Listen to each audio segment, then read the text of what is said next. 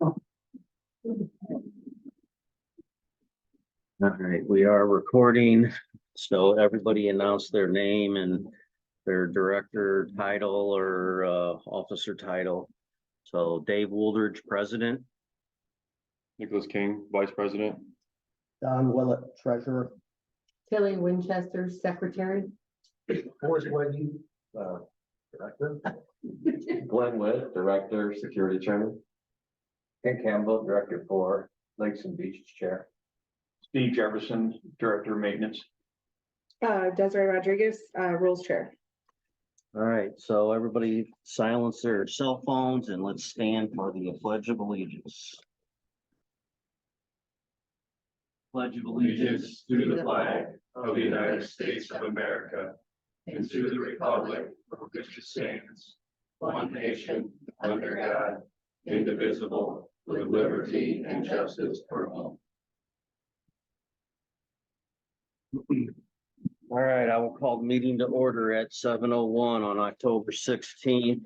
We do have a quorum. And before the approval of the agenda, I just pray for anybody that has anybody overseas in Israel. Hopefully everybody comes out okay. If you do have any relatives or family over there, friends. It's a terrible situation over there. I will entertain a motion for the approval of the agenda. I'll make a motion. Is there a second? I'll second. Any discussion? All in favor of the motion for the approval of the agenda signify with an aye. Aye. All opposed? Motion passes. I will make a motion for the approval of the motions from September 17th, 2023. Is there a second? I'll second. Any discussion? There were two motions, both made by myself. All in favor signify with an aye. Aye. All opposed? Motion passes. There is a link to the recordings from any meeting previously from the beginning of the year. You can log on to the website and link to it or go straight to YouTube. It is nice to have 9 board members present. That's the first in probably a year. Okay, John, treasurer's report. I'm not used to going in this order. All right, in this past month of 2022, 11/20 tax filing and CPA review of the POA financial records was completed. One flagged item we have is a question about our accounts receivable and is it truly collectible or not? Which does alter the financial picture if it turns out not collectible. The ICF fund, which is the Incident Crisis Fund, was that CD was funded this month. And that deposit was $31,887.34. I believe it's 5% of the collected assessments in the prior year, 2% of it. And the dredging fund, we still need to do the internal transfer for that one. So I have an update on that next month. As of the close of September, we had 458 delinquent accounts. That's down from 615, but it's $221,000 in open assessments. If you include all the interest and legal fees on them, it's $282,000. So the next step in the collection process is to place liens on each of these delinquent accounts. This is going to add several $100s of fees to each of the accounts. And the POA has to front the actual county recorder filing fees. That's going to be approximately $15,000. And the liens will get that money back as the accounts are collected, but we have to pay the recording fee for the lien first. So unless anybody has anything to the contrary or questions about that, I will give city and village the go ahead to begin that process. And do we have the motion that we do? We don't have to make that motion. Oh, just approval of the Oh, no, that was that particular one. All right.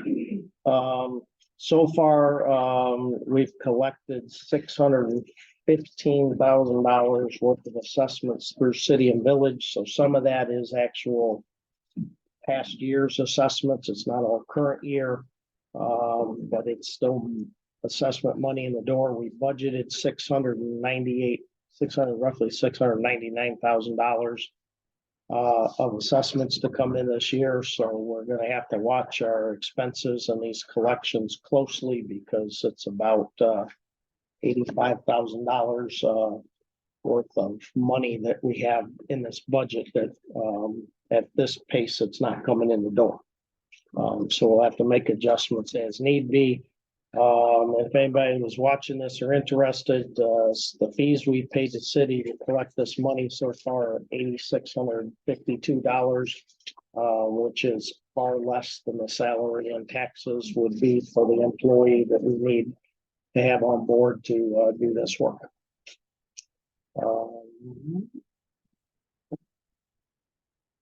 Guess I do all of it here.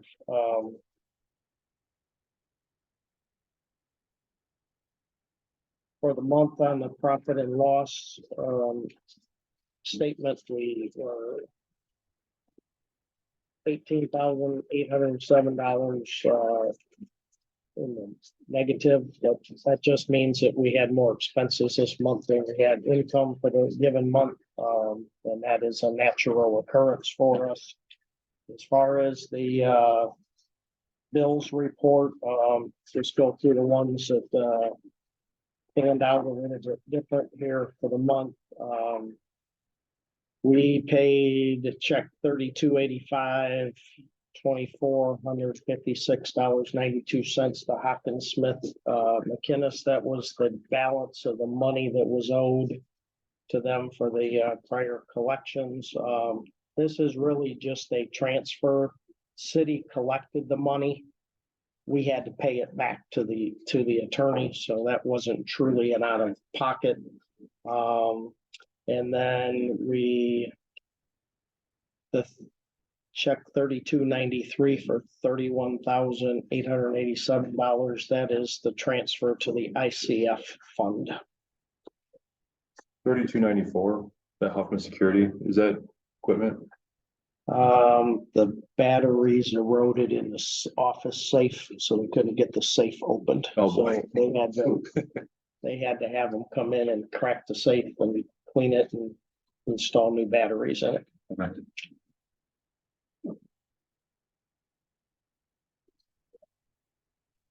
Okay.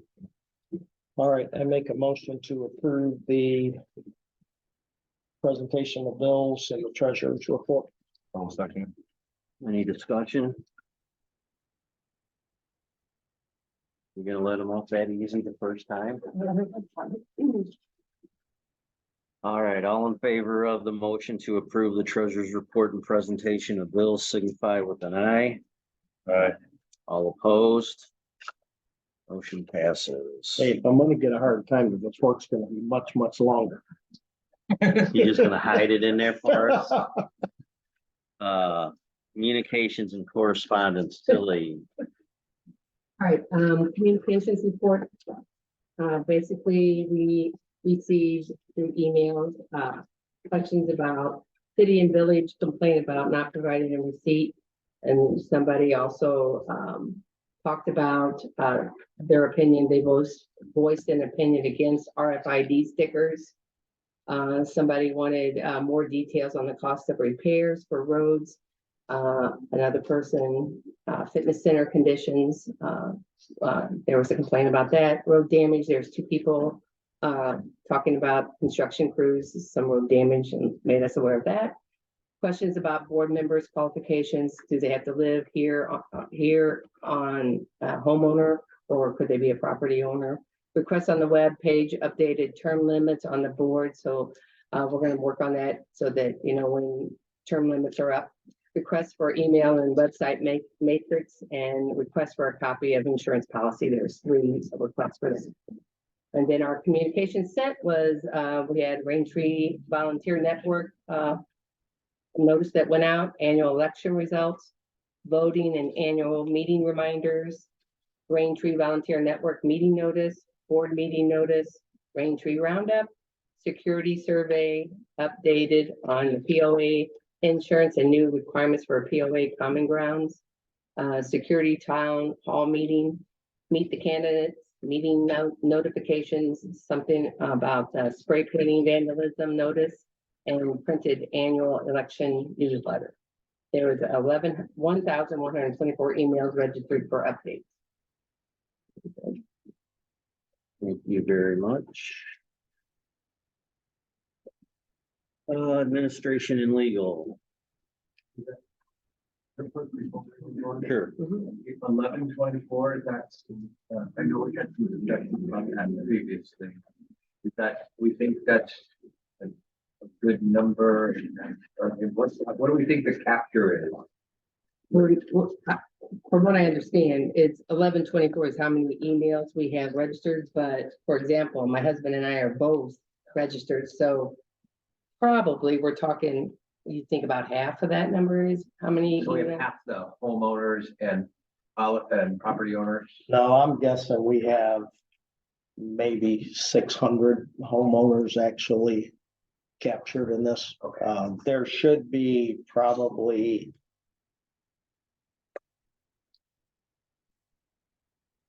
roughly 2,400 homeowners And property. and property owners together. So we're not getting the communications, not hitting many. Right. So,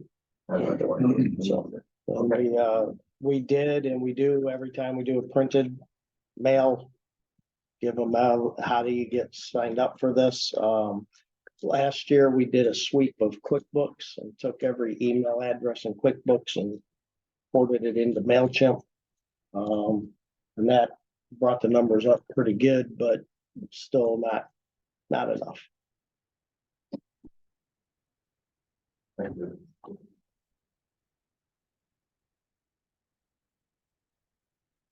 Is Wendy produce this or do you do it? Yeah, Okay.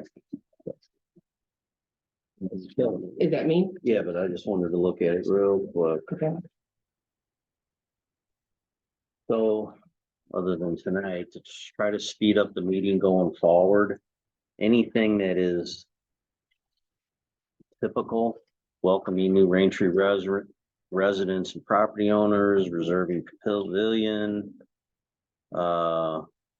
steady calls of emails, clarifying parking policy, things that people should know or can just find on the website. Let's eliminate that from the administration report. At least verbally in the meeting, they can pick up a piece of paper or see it on the website to help try to speed up the meetings, both that and for maintenance as well. So who's ever doing the maintenance report, we'll get the highlighted things on there, but removing leaves and So could we do the same for what I just read? All the emails and all that, I mean, that. yeah, we don't, We're gonna talk about that in unfinished Yeah. business. Yeah, so. so we're trying to get to the open forum quicker and just do the basic business and keep it on So kind of fair. have this, do these kind of thing, the reports and have them online. Right, website, Rather than sit here and read it. Okay, but for tonight, we'll do it. okay. So is that, or is Tilly admin? Do you want me to just read this? Okay. Just I would highlight Highlight. things that are different. Well, the administration, basically they're finalizing tax preparation, welcoming Raintree residents and property owners. They address questions from non-property owners inquiring about access. They work with the ACC projects, rules and committees. And they answer the phone and greet the people and smile on their faces. Thank you very much, Tilly. As far as legal goes, nothing new. Ted was here for the meeting and we probably spent a fortune on that due to the amount of time it took for the ballot items, but other than that, it's been pretty quiet. We did reach out to him on a couple instances, but it was very minimal text message or a 5-minute phone call. Architectural control. Okay, so due to my work schedule, it's been incredible, but we've moved the meetings to the Thursday before. Just to make sure that everyone can be there, we can get as updated as possible. I did want to bring up to this group, I had a conversation last week about the road cuts in here. And I know we had talked about it, Getty, I know you're here, I've seen you. But I want to bring it up in the ACC as well. Road cuts. So we had a lot of trouble and issues with road cuts and the contractors doing them both, and you get all kinds of different kinds of quality. There's a contractor in here that did the one in front of on Ridgecrest that did a really good job on it. I was thinking about possibly changing our deposit to a fee, a road cut fee, that would basically allow us to use the same contractor to guarantee the quality. And that would take the response, because I mean, a road cut for a builder is they're going to do as little work to it as humanly possible. But if we charge them a fee, we can control the quality, we can control how many lifts they do, what kind of asphalt they use, what kind of compaction, all those factors. We can get a relationship with that asphalted contractor and get a better quality product for the same price. They're just, chinsing out and taking the money anyway. So I'm gonna bring up in the ACC, the next meeting we have, and then I'll probably bring it back here, but I just kind of want to get everyone's thoughts. And if that's a horrible idea, have someone pipe up and say something, but I think it's a terrific idea. I think one thing is you have to pull is the covenant, because that whole process is outlined in the covenant, so that's a good point. we gotta figure out if we can make it work within the covenant.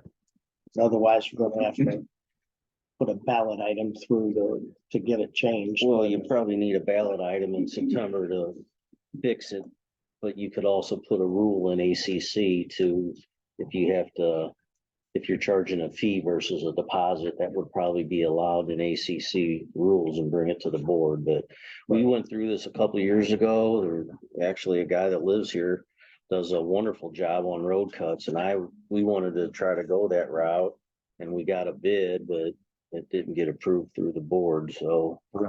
I'll make sure to get it to the ACC first, see what they say about it, make sure they get all their opinions. And then, The other one, sorry.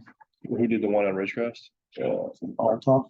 No, it was a small, he just does commercial and residential concrete stuff. Good kid, good, smart kid, young too, so he's kind of hungry for the work. So I think it'd be a good situation. And that way, if it comes up and it fails, we're like, hey, you go fix that. And it's in his best interest to do it because he wants to make sure. Right.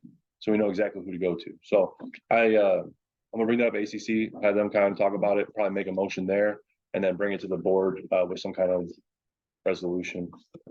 But that's it for me. All right, thanks, Nick. Lakes, amenities, and events. Forrest and I met with a few of the previous chairs and co-chairs of the committee, not all together, but just to gain some perspective on the priorities and the challenges of the committee.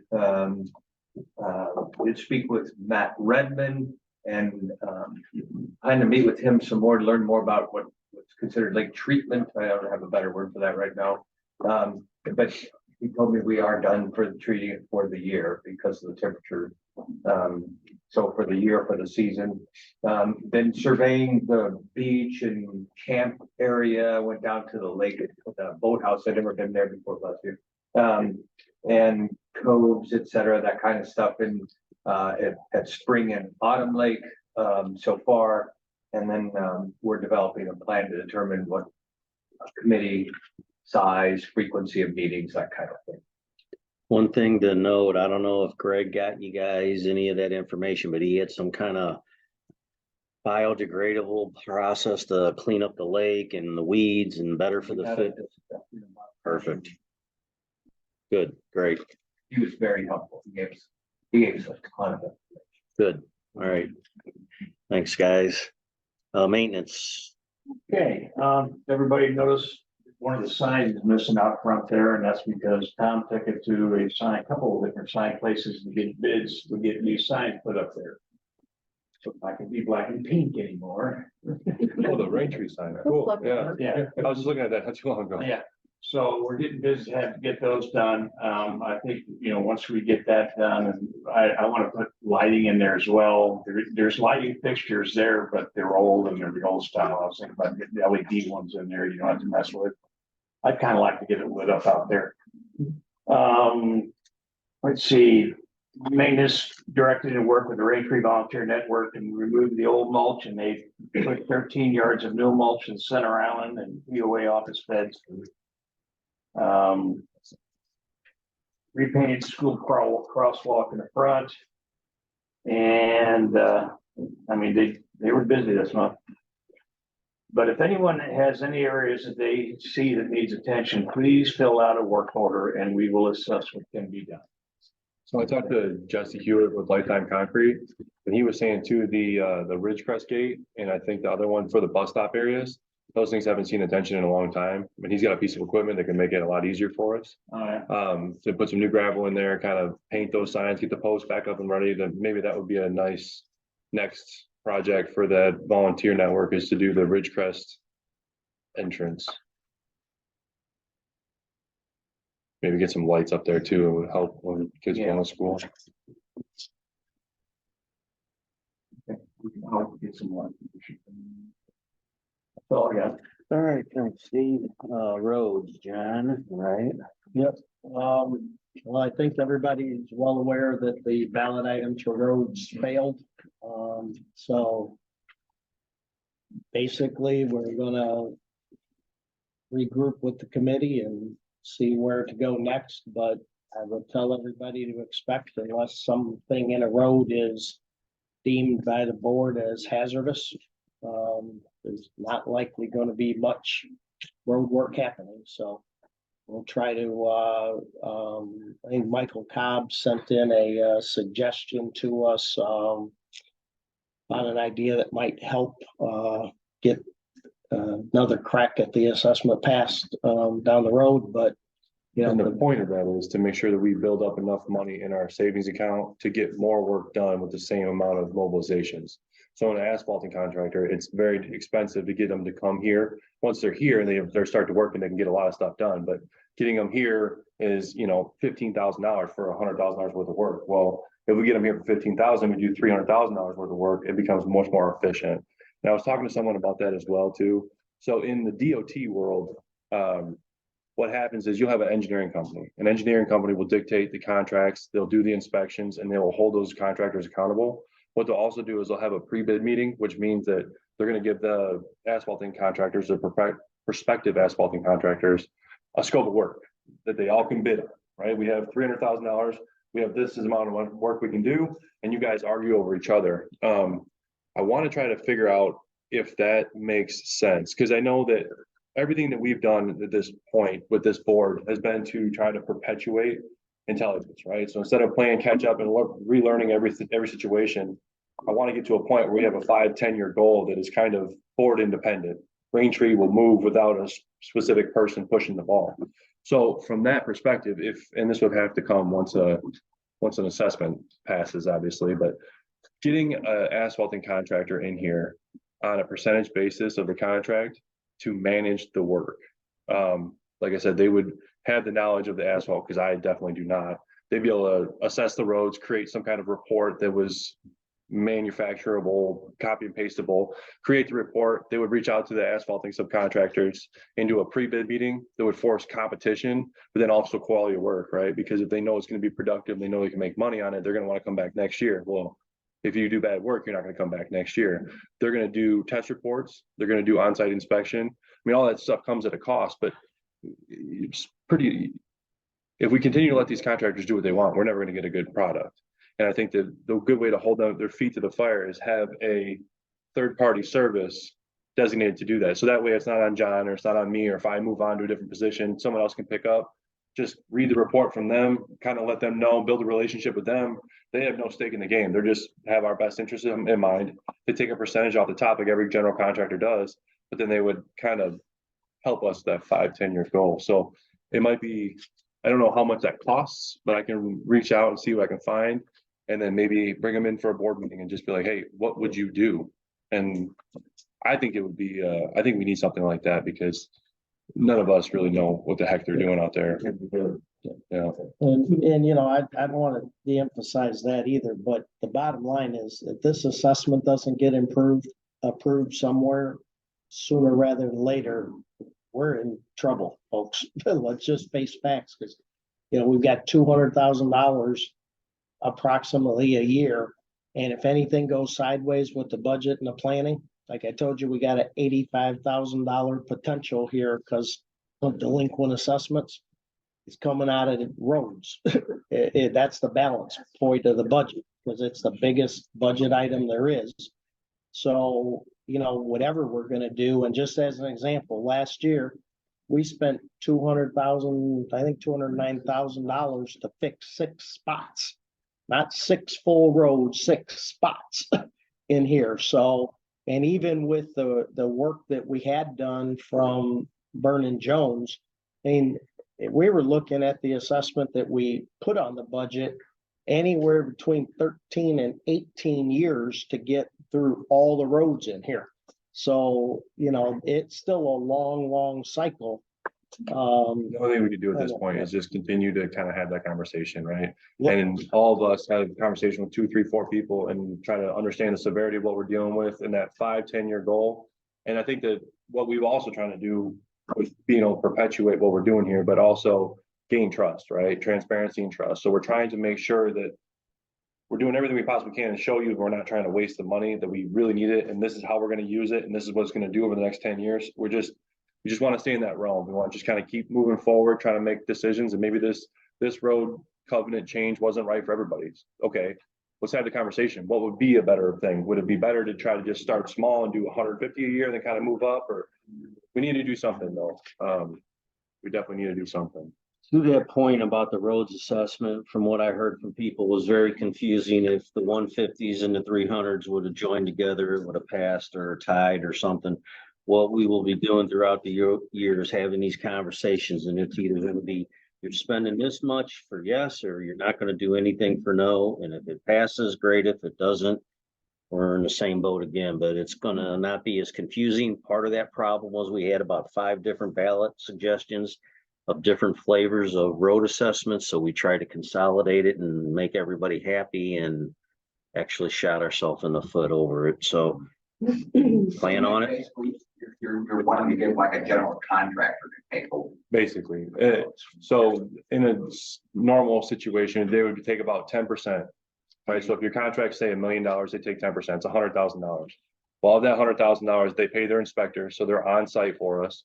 They make sure that they test the asphalt as it's coming off the truck. Number 1, they do core samples. Number 2, show you the depth.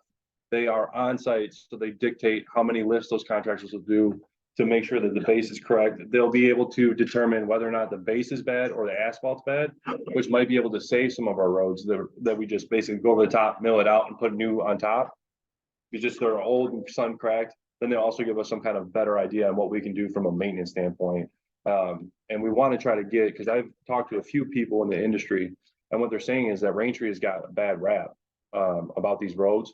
So there's a lot of medium-sized contractors we can go to. Like Vernon Jones is kind of in my realm of what I do for work, but Vernon Jones is a major contractor. They do work at the VA and highways and things like that. Well, when it comes to a Raintree, it's going to be kind of second fiddle towards whatever they're doing over here. So if we get someone that's a little bit smaller in that medium-sized range, Raintree is going to be a heck of a contract for them. They're going to want to continue to perpetuate that, and all the driveways that will come out. It's good business for somebody in that space. We just got to get to that space. And from what I understand, in the past, we would waste people's time, which happens a lot, is you'll basically get a bunch of quotes and then you just go with West Paving, and you go with West Paving, you go with West Paving. Well, they're bigger shop. They can buy the project if they want to. But when you do that, it kind of, leaves a bad taste in people's mouths. So now you get the stigma like, they're not going to choose you anyway. Why even go up there? So when we try to get quotes, no one gives us quotes. And we're like, well, what's going on here? It's because we have kind of a stigma going on. So if we can get someone from the industry, one of those contractors, to say, listen, you're too small of a guy, but you got a lot of understanding and you know what the process is like. You got a lot of friends in the business. You run it. You do a formal pre-bid meeting where you have the contractors in here. This is the scope of work. This is what we're doing for base. This is what we're doing for lifts. This is what we're going to do.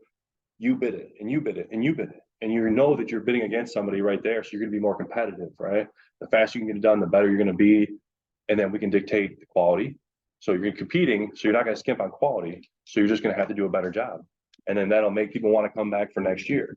And I think that's where we get to a place where we have someone else manage it outside of us. Because, I mean, we don't have a lot of asphalting knowledge.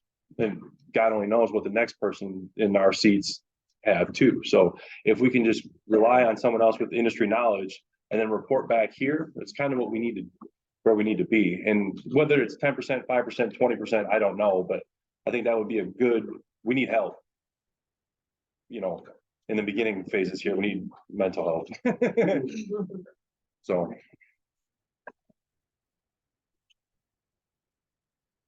Desiree rules. So, same thing as usual, still, apparently now it's like the fisherman season for censures because they have them on their boats and trailers, but not their cars. So that's what I've been having the beauty of dealing with. The kids running rampant in Raintree is a pretty big issue. There was a fire after the Witches Night Out event that some teenagers thought it was a great idea to burn the hay bales that were there and left it burning all night. And when the Witches Night Out people went back to clear out and finish cleaning it, they saw that it was still burning and were very quick to get a hold of me and let me know that that was not from them. There was videos posted online of these kids doing it, so those parents will be nicely notified here soon. It seems to be a really big issue that these parents have been having no issue with paying the fines. So I reached out to Mr. Jefferson here, and I've talked to Tom a little bit about it, of having these kids, instead of letting their parents just let them off easy to just pay the fines, of having them do community service within the neighborhood, helping out Tom and helping with cleaning up the neighborhood, cleaning up whatever destruction that they're causing, and picking up trash along the roads. I feel like it's a pretty good way of doing it. And because I feel like some of the parents, or there might be some issues with kids saying, oh, well, maybe Tom was mean to me or whatever else excuse, maybe inconvenience the parents a little, make them go down there and watch their kids. So I'm thinking that's something that I'm going to bring up in my next rules meeting, which is going to be here soon, within the next month. So I can start implementing that, because this summer was absolutely ridiculous with these kids. I mean, it was one thing after another. And it's just getting worse. Even in the security report that hasn't been read yet, but kids are being seen on golf carts and everything else at 3 a.m. I mean, it's pretty bad. I would suggest have the parents do the cleanup. Oh, they're going to be down there with their kids. They're going to be inconvenienced just as much as these kids are going to be punished for it. Because if you're not watching your kid and you don't know where your kid is at 3 a.m. on your golf cart because you have to sticker it, that's a pretty big problem. When you say kids, how old? I mean, we're talking between the ages of Months. All right, let the tall one go. That one's mine.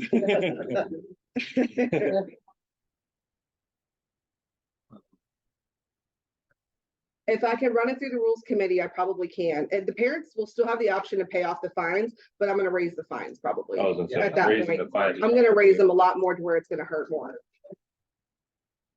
It's got to affect somebody in some way, shape, or form to get their kids where they need to be. So you can either write a check or you can grab a rate. And it's gonna be a hefty check. I've got some kids that I've been able to find their golf cart and they've had fine after fine after fine, and the parents have no problem paying it. So that's fine. Next year, they're not getting a golf cart sticker. It was very much implemented this year when I redid the rules manual, that at the third offense, you're gonna pay a pretty nice fine and you're not getting a sticker next year. So already I've had to do that problem. So that's where I'm Are at. there any rules or laws? I know there's at least one home in here that is an extreme violator, that the property owner doesn't even live here, just the adult children or child. I've been looking into that one. I haven't found anything yet. I mean, the parent lives out of state, works out of state. Oh, I know. Just curious if there's anything we could do with that. I think by the legal age of 17, they're able to stay home anyway. Past that, there's really nothing we can do besides just hit the parent with everything and then put a lien on their house. Alrighty. If they don't live there, isn't the kid technically renting? Not if the parent's paying and the child's not. And how do you prove that? How do you prevent it?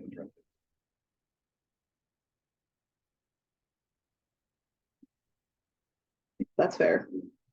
I mean, there's probably babies, house watching loopholes and all kinds of crap. I mean, because I know people have been watching that house and it's just a bunch of people at that house all the time. I just drive by it all the time and I see all the crap, so. No, I've been hearing about that house since I've been on rolls. Alrighty. Mm-mm. Nope, not supposed to. All right, security, Glenn. So I'm sure the security report gets a little repetitive at times, but I highlight it. Gates had to be repaired approximately 15 times in the last 30 days. Tell me if that's normal. All due to, the repeated reasons, tailgating residents followed by a gastro delivery truck, ramming the gate at high speed where the camera doesn't read the plate. And then kids night out continues, like Desiree alluded to. The vandalism continues. Videos show the golf cart crew out at 3 a.m. Vandalism includes the porta potties being knocked over, mailboxes damaged. And I don't know if they're doing the ding dong dashes, but someone is. I mean, I did that when I was a kid. That was 50 years ago. Who still does that shit? That's vintage. With cameras, with rooms, everything. Is it the same group of kids? More or less, yes, actually. I mean, mine It's the actually same- says you are being recorded when you walk up to my door and they still do it. You're gonna change it to say I have a gun. Oh, it's because they don't think that they're gonna get found because nobody posted. I kids' need that pictures. audio from Home Alone. For anybody, for anybody. Road's not good. Pretty tough at the same time. Yeah, big time. So it seems obvious that upgraded cameras really help. You don't really catch the perps in their policing or anything. And golf cart color is about it. Yeah. So that's tough. And then just a few reminders. The POA office is not responsible for opening the gates, for deliveries, service repair people, lawn service. That should be common sense, but reminding. And then a reminder to be patient when someone's repairing the gate on. Don't drive on the center. Nobody wants to do that. There you go. All right. Well, I wonder how many things don't, like, you can't really see it on the video when we're looking. If you got something you're trying to find out what happened and you go to a video and you just can't see it. I mean, I know it was like $37,000 to get that service to come in and. Well, the assessment would have covered that per Yeah. month. But what would happen if we just upgraded the cameras? We've done that since I've been on the board, we've upgraded cameras and equipment and whatnot 3 or 4 times. Probably close to $50,000 over that time. And it's just like Band-Aid solutions unless, like, the company that we were interviewing is why we put the ballot item on there. Yeah. Granted, it sounds like a lot of money, but the assessment would have covered it. There was gonna be like, 15 to 17 cameras in this subdivision.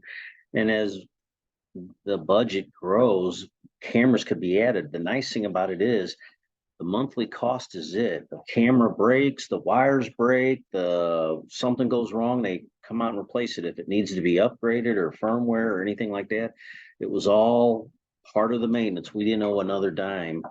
And they actually helped with the local police of producing the proper video. And if there's audio on these, I don't know, but they would actually work with prosecuting people that were doing vandalism. It's a shame it didn't pass because it would have helped. I mean, I'm just one guy. If you guys want to throw something out there to try to get money towards the security budget, it's just relying on us to manage it, relying on us to go through the video. We hire a guy here locally to do that for us. We turn it over to the police and I'm not knocking the police department because they probably figure this is small potatoes, but I just don't think we're getting, I know that one gentleman that we had the town hall and he's, I don't think, John, you ever got any information back, but he said that is their job to investigate this. And I just don't think we're getting the investigation out of them. I guess I don't know if it's getting turned in either. But we can go by that if you guys think it's a good idea to throw a budget at it. And again, we got what, 6 or 8, 10 cameras? And we had how many? 18? We had And Dave, you know, if that little speech was given to the voters possibly before, you know, before it went on the ballot, it might have had, I wasn't able to vote, I was out of town. But yeah, that was well put, you know, that, you know, this is where the money's gonna go and everything, and, you know, the maintenance, once we got that, the maintenance would have taken over, you know, that this is what it would have taken on, but, you know, on the ballot, maybe it wasn't worded. It wasn't explained well. Ballot might have not And I been, know it's hard to explain everything, just this little piece, but, you know, yeah, boy, we gotta get the word out there a little bit we better. did talk about it in one of the board meetings, and we definitely went at length at a ballot meeting that we talked about it, but again, you know, it's spending money. We had town hall meeting over it as well. Town hall, yeah, actually, we had a town hall about it as well. Kent, it was in the printed newsletter what the money was gonna go towards in that, so. No, not yet. Glenn, I just want to applaud you on a great report. I mean, first meeting, hell of a report. Nice job. Yeah, thank you. I do want to add one thing that you might not be aware of. About a year ago, maybe a little longer, Amazon contracted with us to put a device on all the gates, and they have some kind of, when they get a delivery package here, they get a code and it scans their face or something. Well, that's all right. I'm just kind of adding lib here, but it's like, I don't know if it takes a picture of them or they got to do something on their phone and it ties into the device on the gate. At that time, it was just for Amazon, but they did let us know that down the road, it could possibly be for UPS, FedEx, DHL, all the other delivery companies. I forwarded you guys an email this week because they said they came up to the office last week. Wendy, were you here when they stopped by? Okay, they said they stopped by and they asked for me and they said I wasn't here. Which I told them you'll get that answer every time you stop by. Hot tubs here. Anyway, I forwarded to you guys and most likely, John or anybody that's available up here, we can set a meeting up and meet with them, but they are opening it up to all the delivery companies.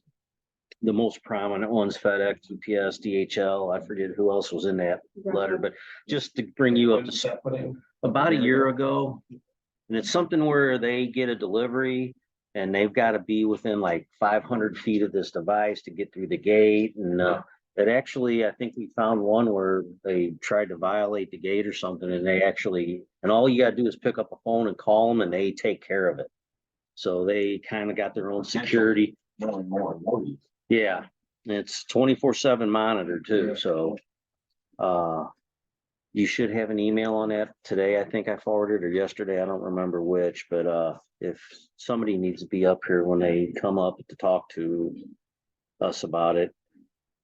That's all. I just wanted to add that in there. All right. Thanks for security. All right, any other committee report information that got left out? All right, unfinished and new business. Jefferson County Sheriff Patrol. All right, we had, brought this up, made the motion, to formally have Jefferson County Sheriff run random patrols through Raintree. In our pause, we did a survey, 349 respondents, 67.3% said yes, get them in here running the patrols. 32.7% said no. On it. So, to close this one out, I make a motion to formally send the request to Jefferson County Sheriff to have them patrol Raintree. How about at 3 a.m.? Yeah, right. So let's discuss. Any discussion? One of the things that they did say is they're random patrols, so they're not always at 8, 10, 12, 2, 4, 6. They will be off shift as well. one of the complaints that they had from years ago that I've heard from residents that have been here a while, that they used to sit up at the country club and just wait for somebody to get a DWI coming out of there. From what I have heard through the grapevine, they got their hands slapped about it, and that is not the case, and it will not be done, and there is higher ups making sure that isn't the case, so They also, my suggestion, don't drink and drive anyway, but well, the other thing is they're not going to enforce Rain Tree rules either, so they're not gonna be out looking to enforce things that are rules of Rain Tree.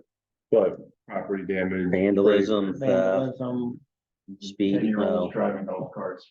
Yeah. Yep. possibly. Well, that's the downside of it, is you're not gonna be able to pick and choose what they Right. monitor, right? So we all have to make sure that we have. It sounds like there's a survey agreement, but just make sure that everyone knows, and talk to the 3 people that we were talking about earlier. That everyone knows what's gonna happen, and we cannot pick and choose what they're gonna, so yeah, we wanna stop the vandalism. That also is gonna start with, there's gonna be, people drinking and driving because of the beach, and kids driving the golf carts, and there's gonna be some downsides to it, so. I guess not all downsides really when you think about it, but just, again, just let everybody know.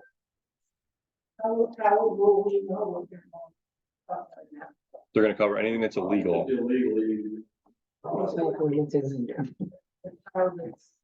Underage driving a golf cart, they can. Shoot. So let me put it this way, it's gonna be common sense. If it's a 10-year-old riding a golf cart and they're turning the corner to get in their driveway, probably not. If they're driving erratically with 3 kids or 4 kids hanging off the bat like Superman, chances are they're gonna get the whoop whoop. Or somebody driving erratically in a wheelchair.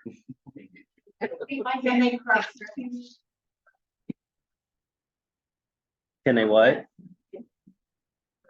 Yes.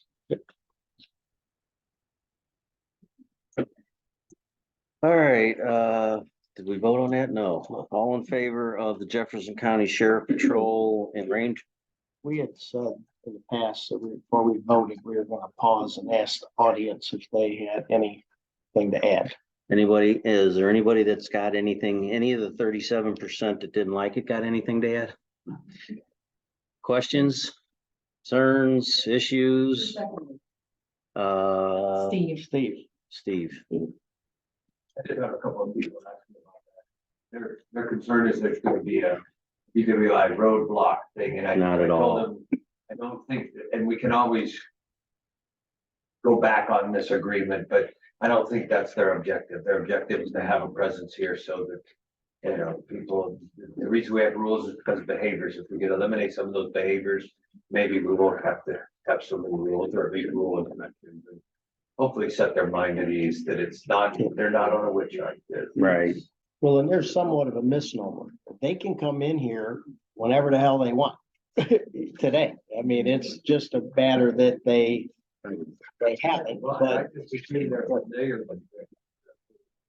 Place to do it, if something bad happens to one of them.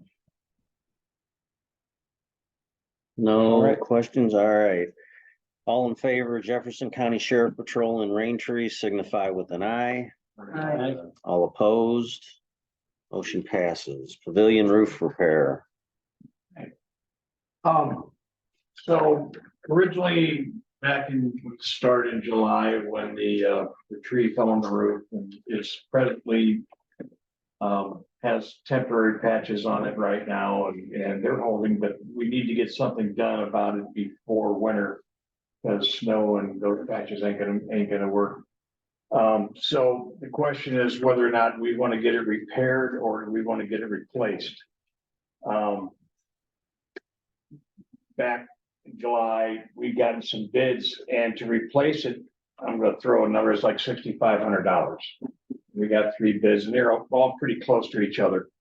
Ken here, I guess you're the guy that does your roofing or whatever. He just put a roof on He mine. put a roof on his house, and we happened to be talking to him about it after we talked about it, and then he gave us a quote for $4,500. And that's to replace the whole roof with architectural shingles. Just repair the plywood underneath as needed. But that's a pretty substantial savings under what we got before, if we want to replace it. I'm trying to remember what the age of the roof is. 10 or 11 years. It's at least 10 or 11 years old, yeah. So I mean, it might have a little bit of life left in it, but it doesn't look real good. So that would be the replacement would be $4,500. Now, I talked to Tom last week and he graciously said, looked into it himself and said, you know, we can, with $300 worth of materials and 2 days labor with Tom and his guys, they could repair it. Just the areas that need to have immediate repair. So you're going to have some new shingles with some 11, 12, 13-year-old shingles. So the question is whether or not we want to replace it or if we want to repair it. Like it's 11 years, so it's 11 years old. Yeah. Somebody know, but I'm guessing with somebody's stuff. Yeah, did he tell you what the rest of the roof was? Kind of shape it was in? I mean, I've walked on it, it's not. I mean, he sells roofs, so I'm sure. Not looking good. Hammer everything, but he said there are I don't know a lot about shingles, but he said they're old prefab shingles, the new shingles would be more like a 30-year shingle. Yeah, it would be a much better roof, but you know, we have to decide, do we want to spend that much money or do we want to? It's like budget. It's like budget. Would be that, you don't even see the. Right. You want to see it. It's far from the road. Yeah. But put it Replace on what the we have. agenda, so it never been coming over. Band-Aid. Sounds like everybody's talking Band-Aid here. Let's just go ahead and get it repaired and that's it. 5 years later. Okay. But it's not budgeted anywhere, so. We're down 89. So Tom Crew's gonna repair it. Okay. Yes. Do we know an amount or do we? $300. $300 for materials and 2 days labor for his guys. His guys. All right, We need thanks. to make a motion on that? No, that's probably budgeted Okay. item, Okay. business as usual. All right, revised board meeting format. All right. We already discussed that a little A bit. little bit, yeah, we had been talking about changing the format of the board meeting. As for those of you that regularly participate, the committee reports tend to be the same thing in a lot of cases, month after month, so. The thought was, but everybody here at this table is gonna have to agree to do it. Is you do a monthly committee report. We'll get them posted to the website.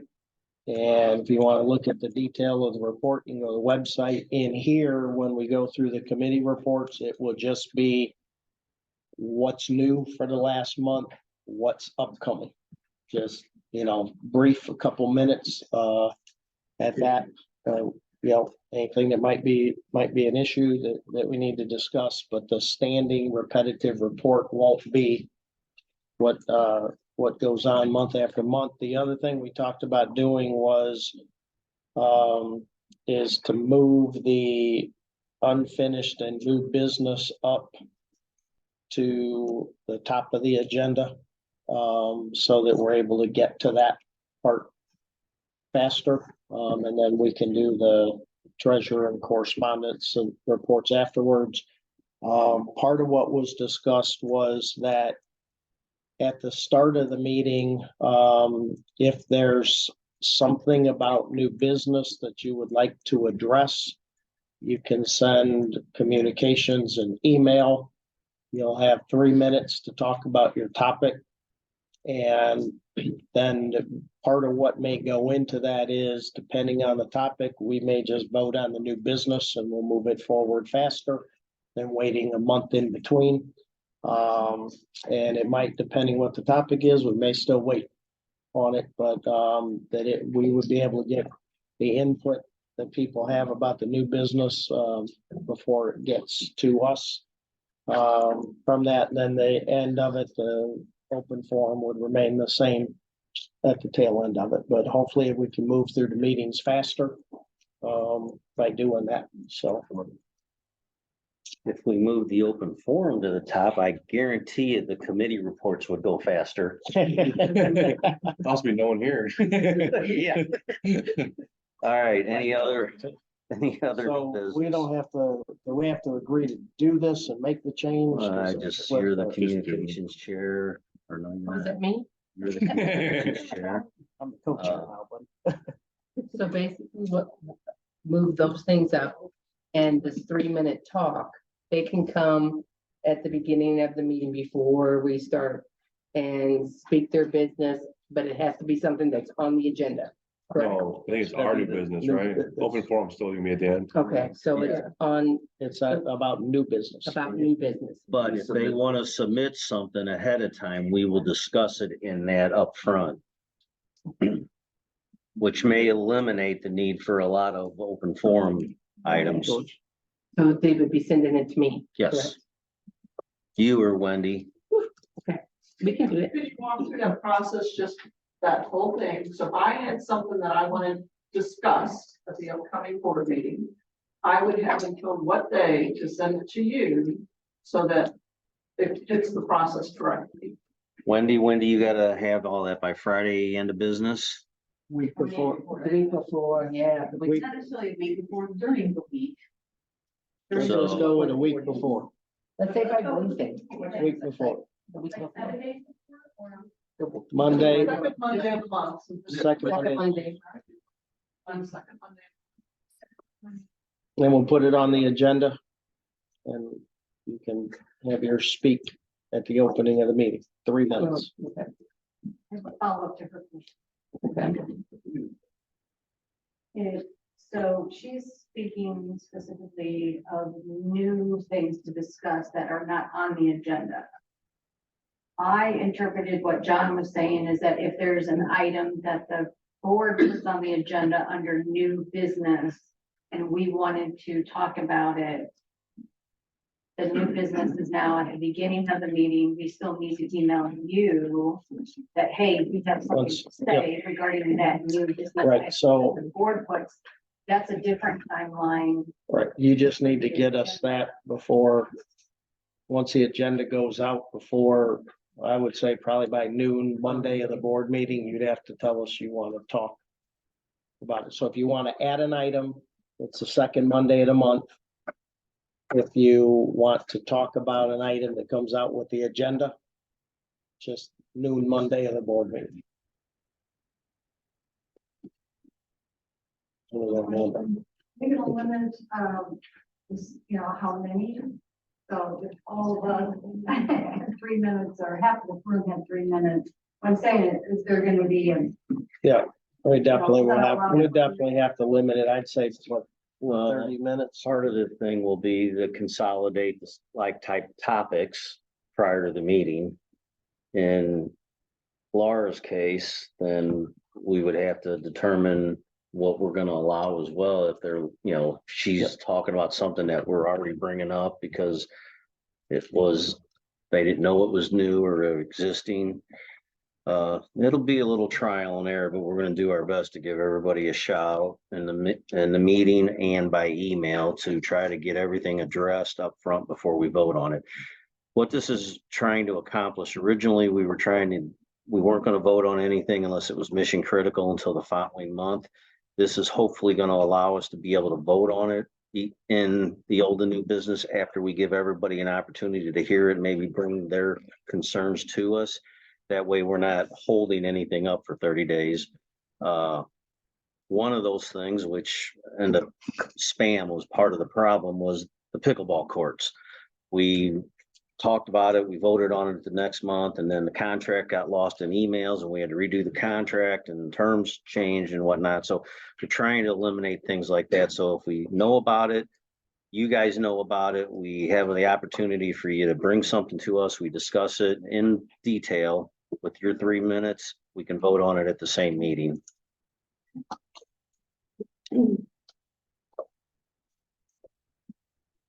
Anybody have any?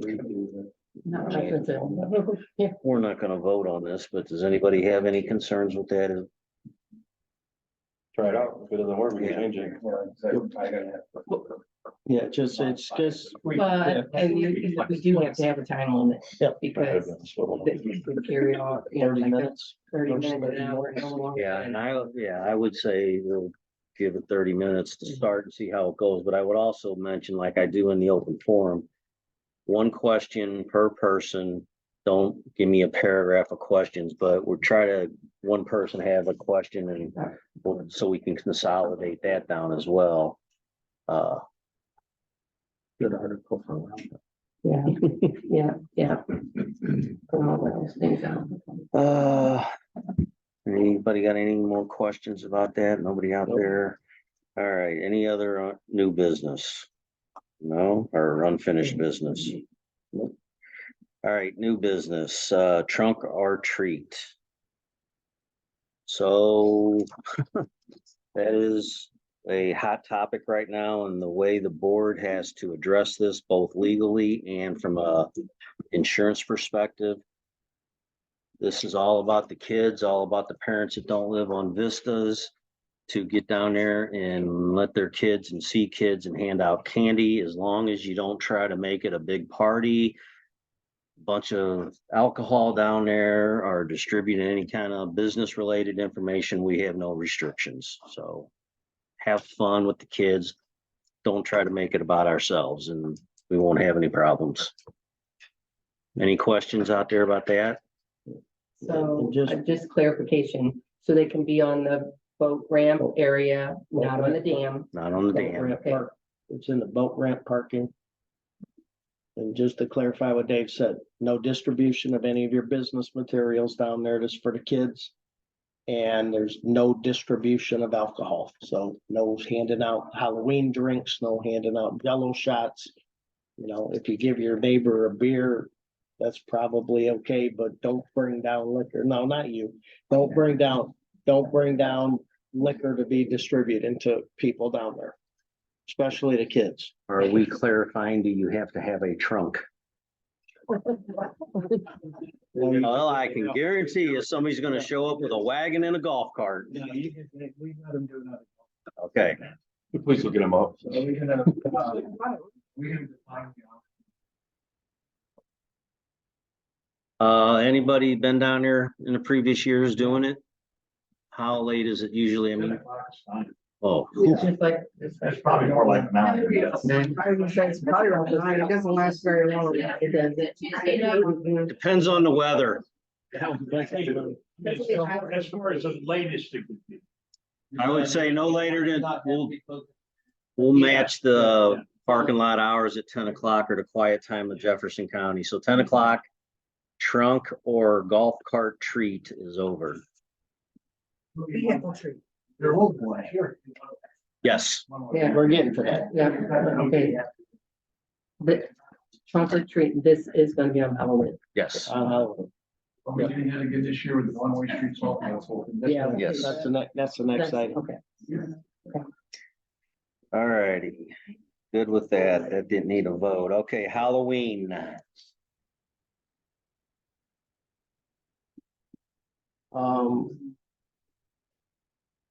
So what time do we want to start the one way? As soon as sun goes down? Well, Tom, do you guys put the signs out or do, Yes, we have, and Nancy, don't let me forget Nancy. the signs are gonna be up, we do it, signs are gonna be up when we go home. Okay, so all I got to say is anybody coming home from dinner or from work to get to their house, be careful on the vistas because they're, by that time, I know when I get home, they're one way.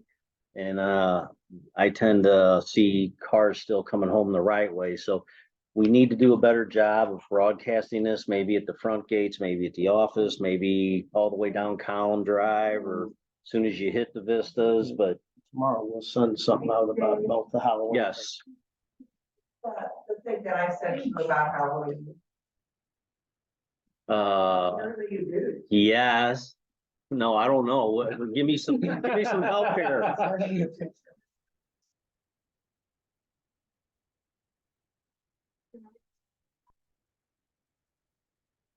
3 minutes.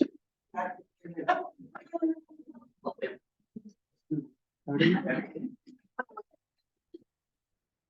15 years ago, the POA made the decision to make it one-way traffic. Prior to that, it was bedlam. It was horrible.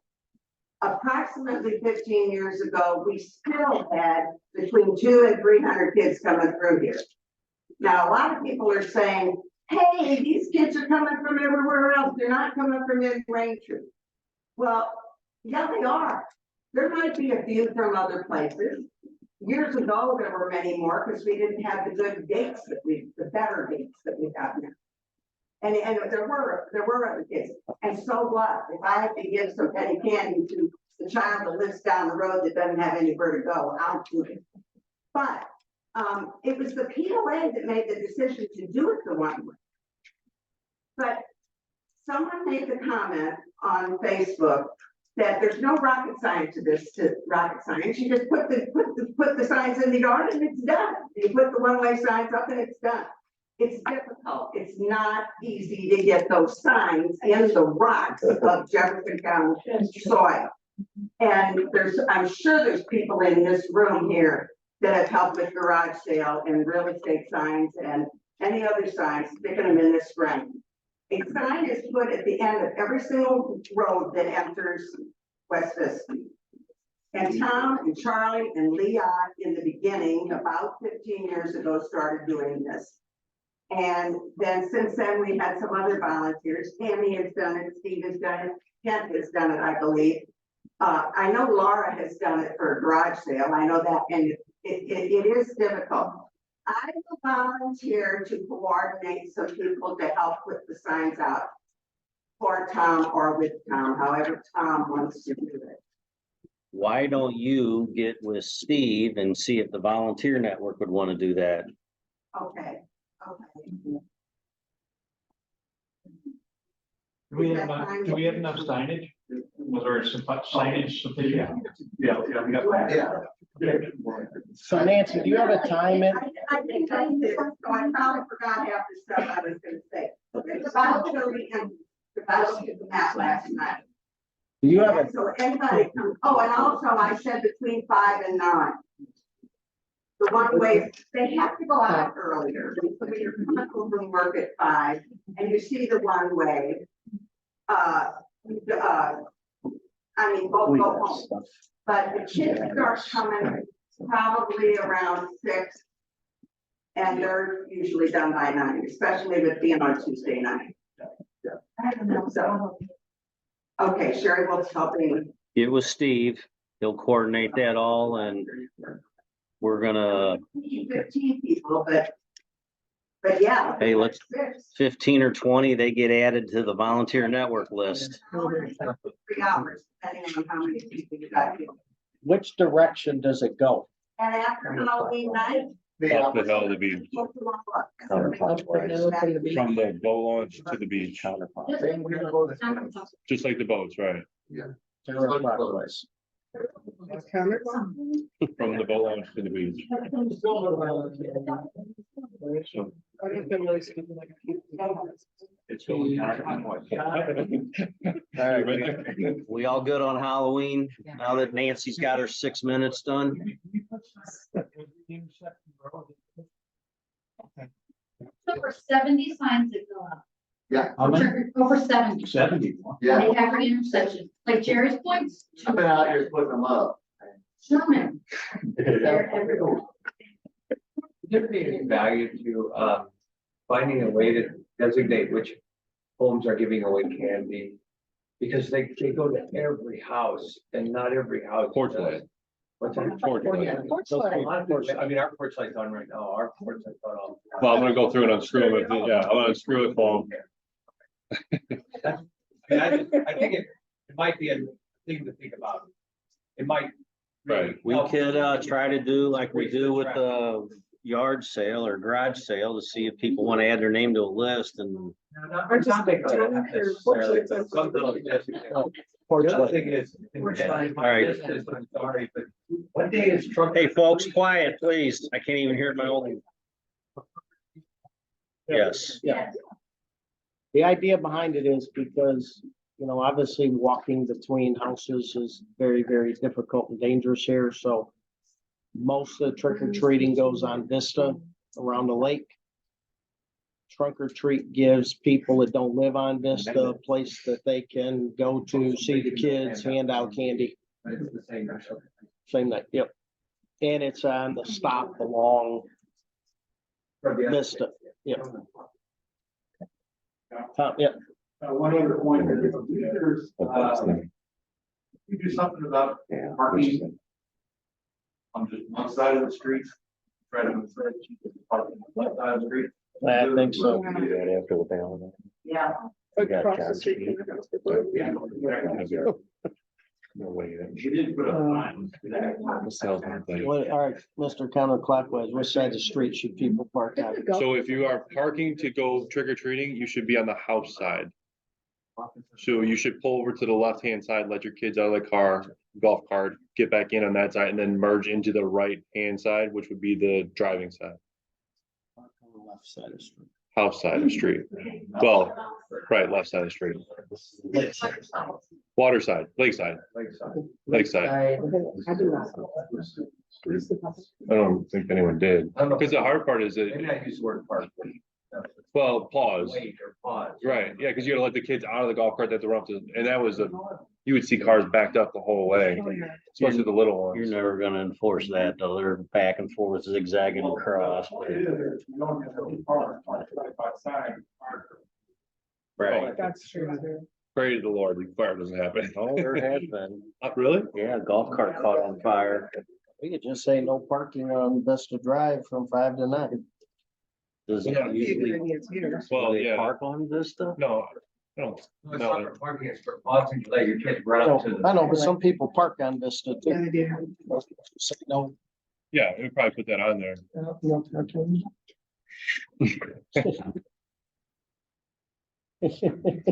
Yeah, right, put on there, Alright. no parking, counterclockwise from 5 to 9, signs will be up.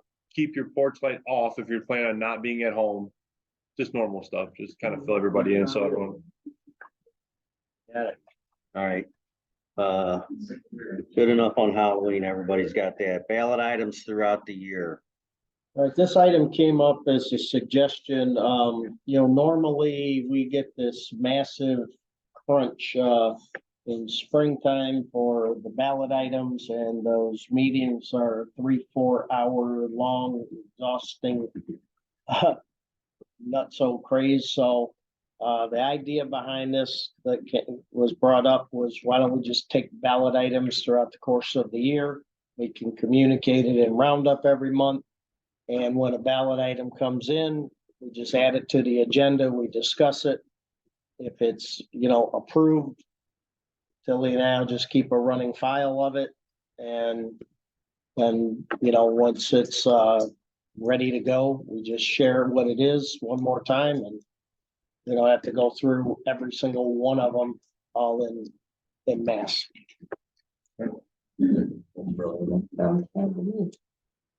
Very good. Another- You'll probably understand a lot more. Yeah. Yes, sir. Like to comment, I think I agree with you that, you know, trying to shove everything through one time. However, I mean, having it every month or something, there are people who have lots that, you know, and you look at your communications, okay, we're not really reaching everybody digitally, right? They're not always paying attention. There's school right now, you know, oh yeah, ballot, okay, we'll read it. So I would propose where, like, maybe every 6 months, or even if you did, you know, quarterly. We did quarterly, hey, we make our tax payments quarterly or something, I don't know, but, you know, something where it isn't every month, because what's gonna end up happening is people are gonna miss very important things. They're not gonna be informed because they have families, they work, they, you know what I mean? Well, I think the idea would be to just set the ballot item up and Yeah, then we're still not have a gonna vote discussion. on it. Yeah, we just like talk about the roads. Well, we have a good idea tonight. We set up the roads thing. No, no. Come on, we're bad, but we're not monsters. Yes, the vote has to be in the September election. The owners vote on it. All the board does is review them, figure out what conflicts there are, and either they go on the ballot or they don't. But I'm just gonna tell you this, I'm saying no, because I sat here all day on election day as we counted up what 15 ballot items we had last year. It was insane crazy. So, you know, we gotta figure out either some different way to count these ballots, or we can't have 8 candidates and 15 items. It's like, we're gonna be here till the next day counting the stuff. Can't afford it. So, but I'm just kidding about saying no to everything. It's just a joke.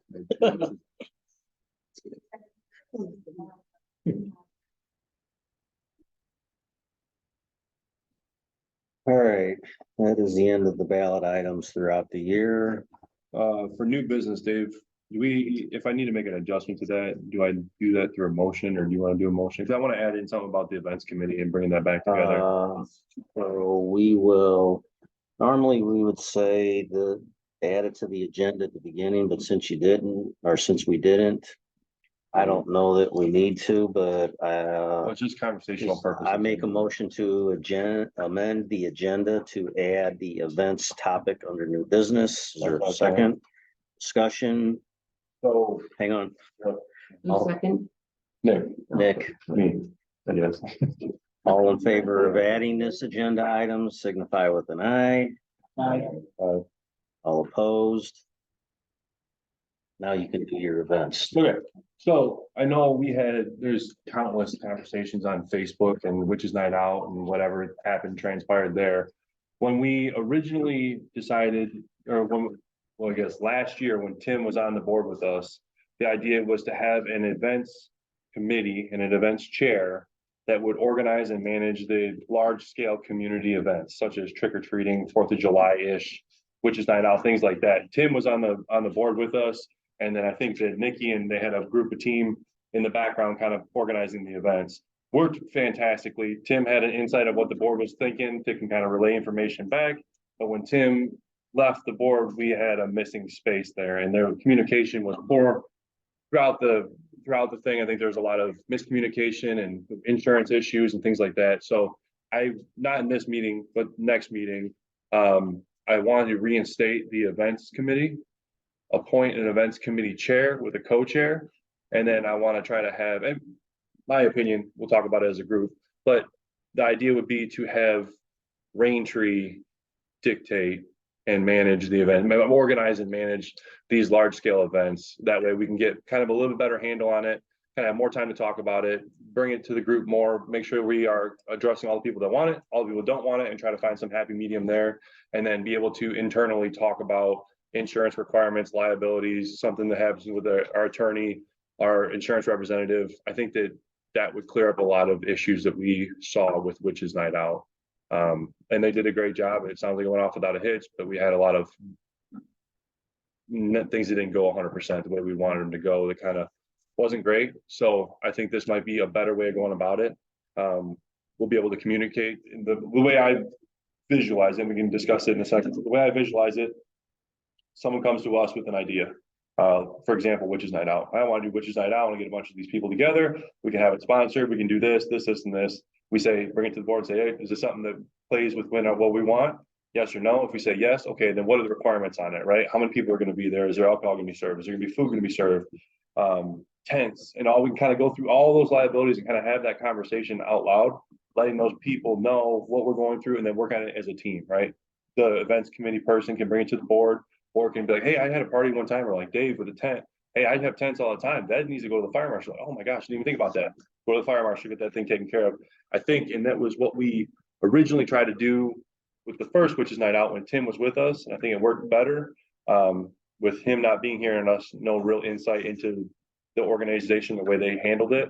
It was a little bit rocky. So I think that, from my perspective, would be a help to get these parties more successful and have the same scale or have the same party and the same operation, but just have a little bit more control over it. One of the things that John and I kind of powwowed about just today, that any event that comes to the board, and we have a very pretty detailed form now that lays all that out of what you need, what the requirements are, both from a rain tree perspective and an insurance perspective and legally. The two things that I want to bring up in this is, one, we feel like any event that needs to be scheduled on rain tree property, we need to have it be notified at least 30 days in advance and be in place. At 7 days prior to the event, no changes are made after that. If we don't have certificates, if we don't have documentation, if we don't have deposits or whatever it may be, the event halts right there. And I can tell you that's how it works in business. So the problem with the last one was we had the meeting with the insurance agent. It must have been heard differently by different folks, because what we expected and what was produced to us was not the same thing, causing major strain on the people that were involved in it, namely Nick and myself. We tried to address it properly. I had conversations with several other people in this room. I don't believe I got ignorant with anybody. I tried to just lay out the facts, which what we were doing was just relaying those facts that were presented to us. Honestly, we didn't even know these were the facts. We thought everything was fine. The problem started when there was an incident after the luau, unrelated, I guess, to the luau. Correct. But then we decided we were approached that we could get the sheriff's department out here and do roaming patrol. Upon that, the sheriff's department needed our certificate of insurance. Upon that, we reached out to our broker and he asked a bunch of questions. Why, when, where, what's going on, what happened? And then it blew up. I can only tell you that every board I have worked on here or any other subdivision, everything is about the safety of the community. And I get it, everybody wants to have fun, but two things people need to understand. Rain Tree is not a business as an event coordinator. So we don't necessarily have the insurance that a event venue, somebody like a Kimswick or even like a wedding venue or something, they have insurance for things like that because alcohol is being served there and people are putting tents up at certain situations. And all we are asking is to get in front of it, give us the notice 30 days, have it secured within 7 days. We will give you from our attorney and insurance agent exactly in black and white what you need. And if you need an example, we can show you what was submitted and what actually where that fell through the cracks. So going forward, everybody knows exactly what to provide. I mean, there's a lot of things, and what people don't understand is I'm not sure of the facts, but I seen it posted that for every 50 people, you need a porta potty.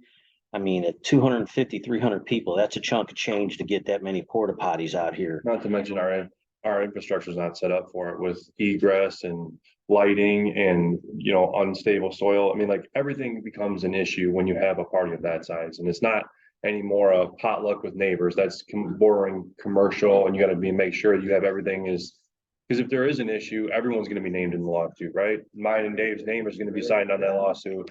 Hey, why'd you let this party happen? Dave and Nick, officers of Rain Tree. So it comes down to everyone's responsibility. So we're at the front line trying to protect everyone's stake in Rain Tree, because as you've seen before, and just with the I stand tall with Dave. We're good. You're in this shit. Yeah. He said you two. You were in Nova Scotia when this happened. I'm over here with Tom. But the idea is that everyone has a stake in this. And if something were to go haywire and we have to sell out of court or we have to pay out of our pocket, we don't have that money to pay.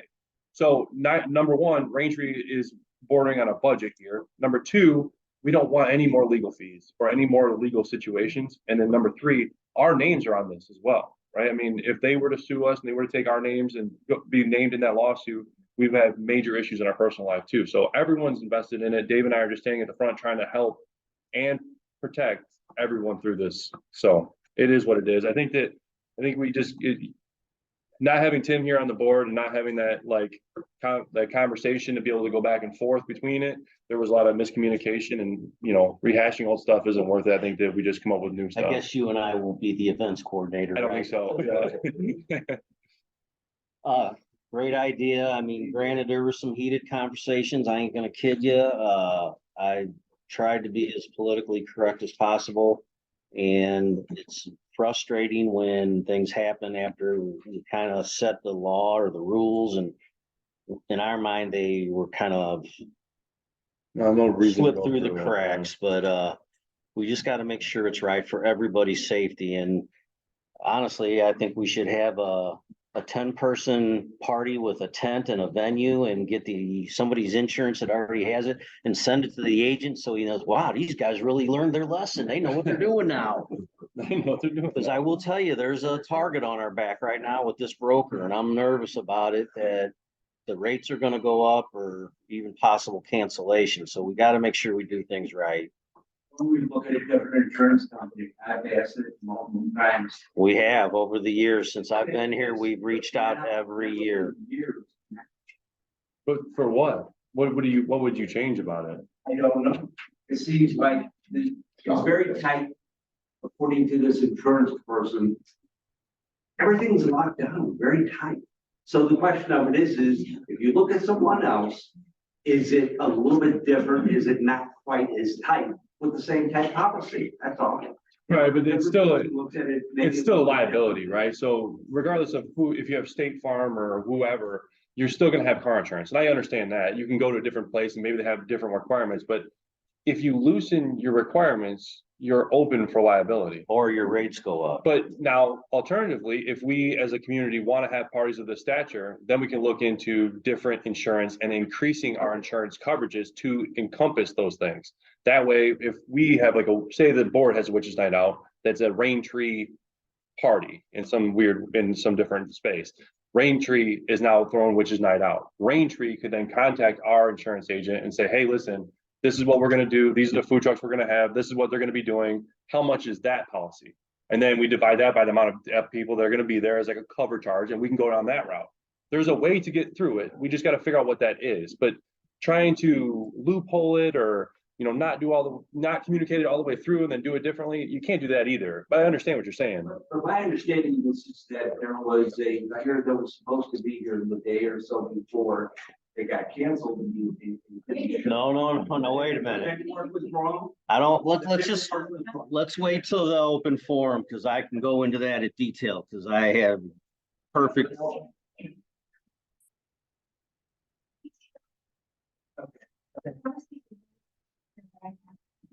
He chose to leave, so it wasn't because of them. The vendor chose not to come. Was it because of the requirements? Yes. Because he changed everything at the last minute, so we didn't know certain things. It wasn't because the board did it. I mean, he has different perspectives, but I spoke to the guy and he decided not to come. The numbers weren't there, it wasn't making sense, he backed out. So let me just put this out there. This subdivision's gotta come to an agreement whether or not we want to have insurance based on a subdivision, or we want to have insurance based on a party atmosphere. And if that's the case, then we do need to look for other insurance. I will tell you, there are 9 or 10 different policies under this umbrella, this broker that does the vehicles, does the off-road equipment, does the officer's insurance, does the liability, does the lake, the common ground. So this isn't just, pick up and call Allstate and then get it all put together. We have reached out over numerous times. We never have tried to get insurance to allow the POA's property to be distributing alcohol. Honestly, we probably have violated even letting the food trucks in here without proper insurance, but I do believe the one has it. I'm not sure that they all have it, but that's where this subdivision's got to figure out whether we do a survey, whether we put it on a ballot. What do you want out of Rain Tree? I mean, is it a party atmosphere or is it a subdivision? All cities, like, they that you brought up have an affair like they have. They have tax revenue that they can afford $100,000 policy. Good answer. Are they a purchase? You know, yeah, I mean, Dave, one of the things I'll chime in here, because, you know, you assigned me to talk to the broker, is there's no way to slice around this. We are a private community. That is exactly what we are. So to say that if we all decide we want to be in event planning, you know, that's not going to change the insurance that we have as a privately community. And we have insurance coverage. Is it enough in all these cases? Who knows? That would be up to, you know, a court to decide what the judgment may be. But the whole premise of this is to protect Raintree. We have good rates right now. We are rated well for what our experience is.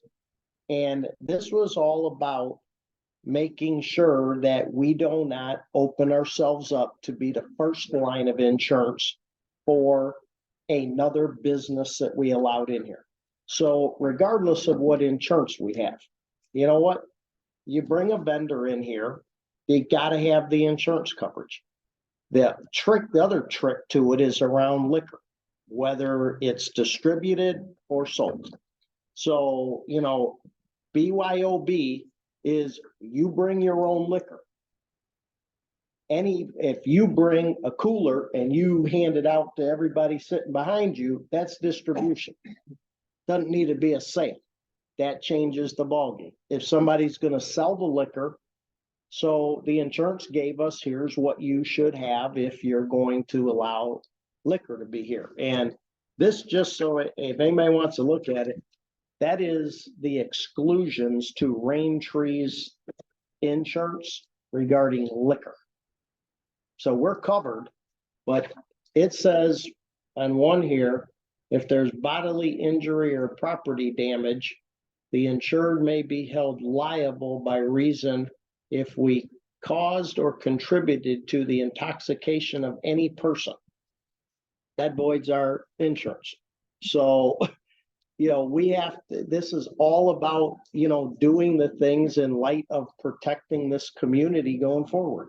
You know what, if we can find the avenue to do this stuff and keep Raintree protected, that's what we want to do.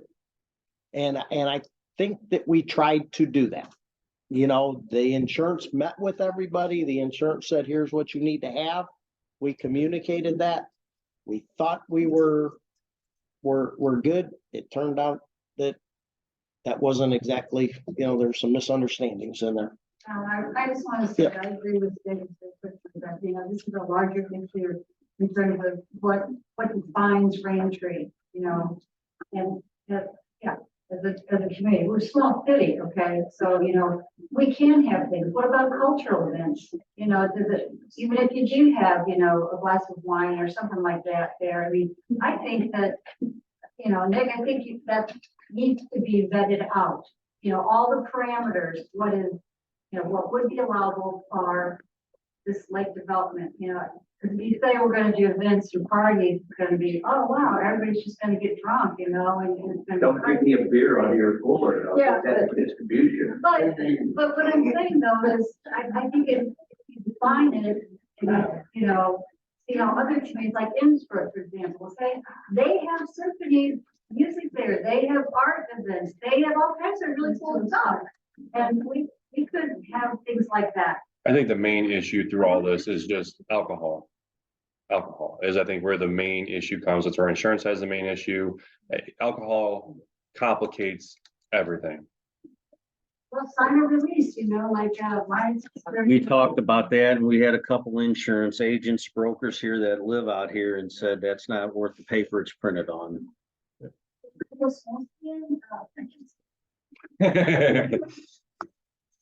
So we gotta adjourn and go to open.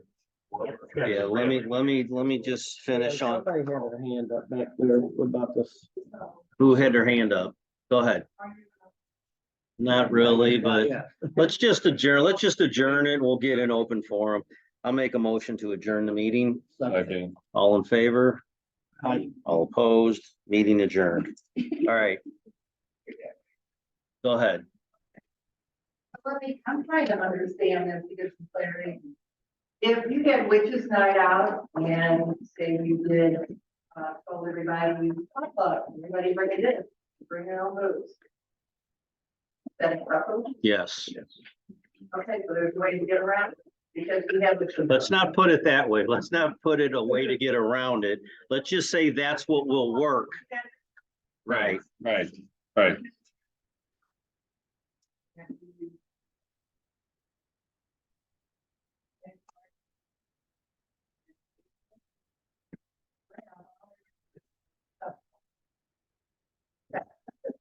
The big, so so just so you know, that wasn't about handing out the liquor. Originally, it was a $25 charge, all inclusive of food and liquor.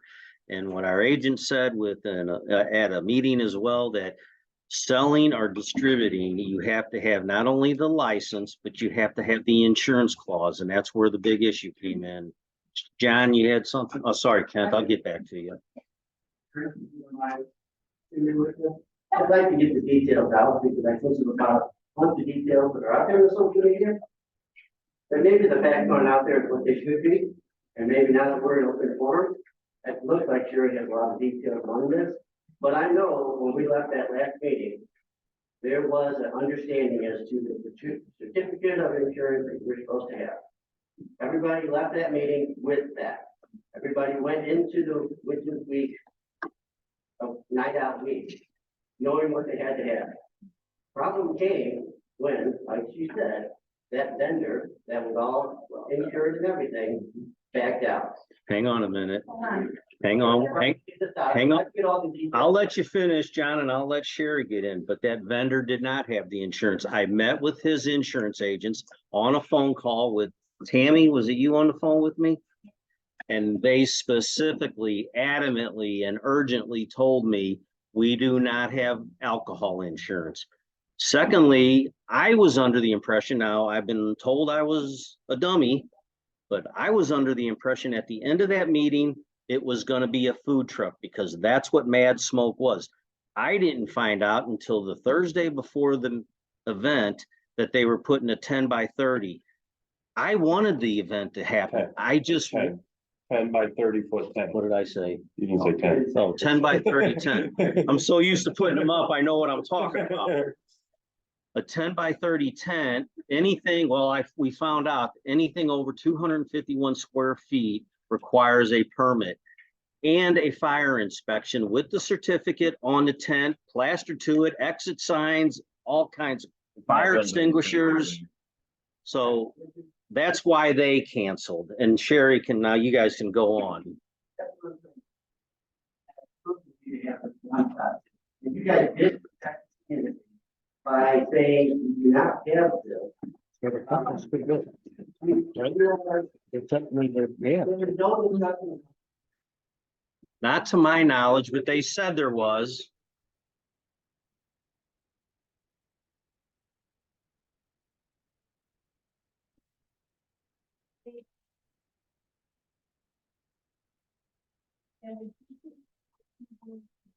And like a toddler got mad because it's all on my phone. That's what happened. And I mean, no amount of money was there. I was throwing money at this one. He would not come, would not honor the commitment, none of it. So this would be the other side of the story, and I just want this out here, and we know the other side of the story. And then to back up when Tequila Sunrise showed up or whatever.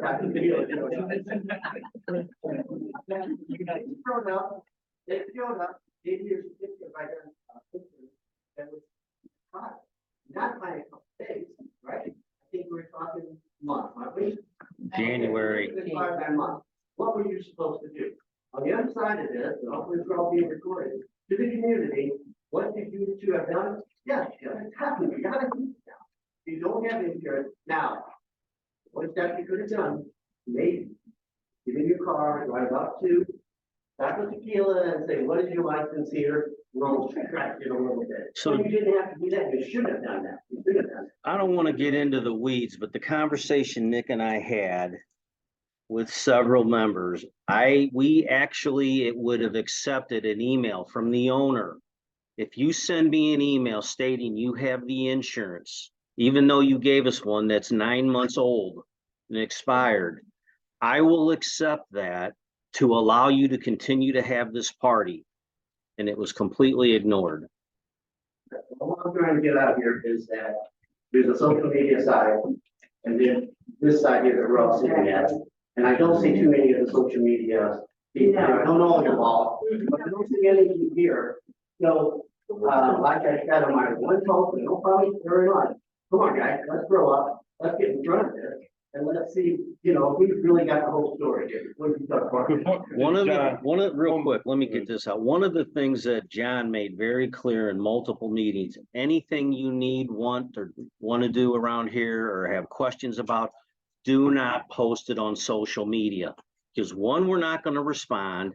Two, it's not the public Facebook for the POA or next door, whatever it is. Send it to the communications chair or the board or the office, and we will respond that way and get it out properly. But blasting us on social media and name calling and how we tried to kill it and all that is just not acceptable. Nick, go ahead. Another thing too is the day of, we realized that Taco Tequila was serving alcohol. They explicitly did not have any insurance that was up to date at the time, but then also they didn't have anything naming alcohol, which was a huge red flag. Sure. And I offered my lot for them to put it on my lot, so eliminate the POA issue, and that wasn't sufficient. Well, and I mean, one of the things that when you go to protect the place is, we were told after Mad Smoke pulled out, this is gonna be a BYOB event. Well, it turned out that there was distribution of alcohol there, which, the COI submitted, unfortunately, did not cover what we published out that needed to be there for it. So, they had asked them to stop with that. And as Nick said, I think when liquor's involved in a hosted event, it changes the game.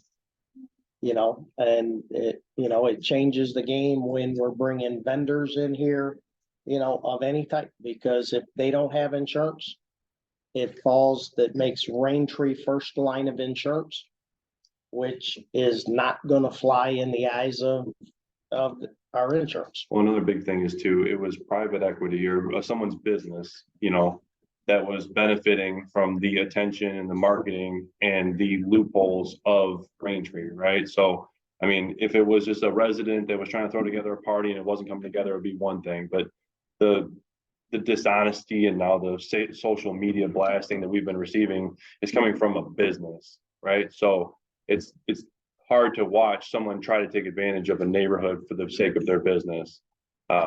Which is really what it came down to day of, is it really felt like they didn't have the best interest of Raintree in mind. But and Greg, if I could answer one of your questions. We went to the our insurance, and asked point blank if Raintree could buy a policy that would cover these vendors. And could we buy a all-encompassing policy to cover everything around this event? He said point blank, you cannot buy group insurance for individual businesses. So he said there was nothing that he's aware of that we could purchase that would cover this. I will say an additive to that, though, is he did offer his services to buy a one-day COI for this event for any vendor that needed it. So he was willing to do that to protect Raintree. And he did say that what it would cost for one day, you could almost buy a whole year's worth. So it's this 6, 1.5 dozen of the other, but the whole purpose was, I mean, we were being directed by this guy that he kind of put the fear of God in us that we could be canceled if something really happened terrible. And that was the last thing we wanted, because 40 plus years of Raintree in existence could go up in a flash just because of one event.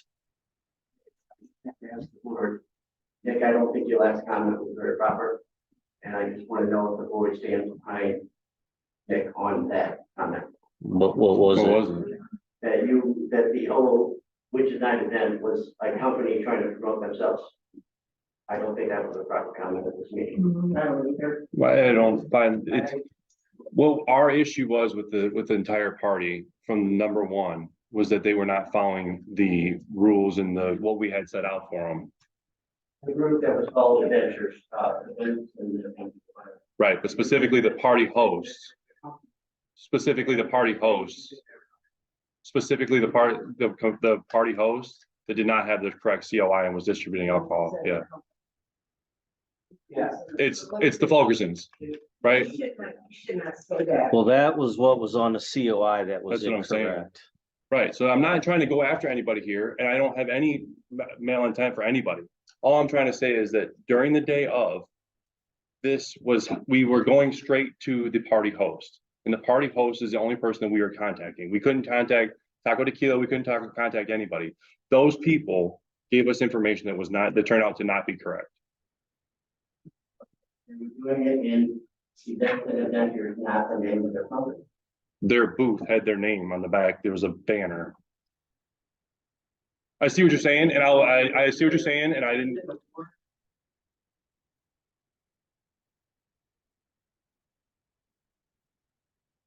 Hey, I'll retract it if that was incorrect.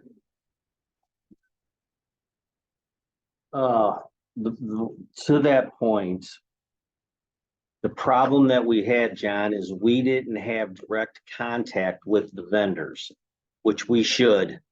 Going forward, we will. It won't go through, like, if you want to have a party and you're having 15 vendors, it's not going to go through John. It's going to come to the board.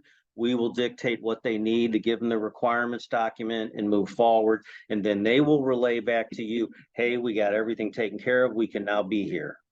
So that biggest disconnect was we didn't have yeah. But I we apologize apologize for the way for it that. came across. It wasn't my intent. We're not going off of any scripts here. This is just us talking.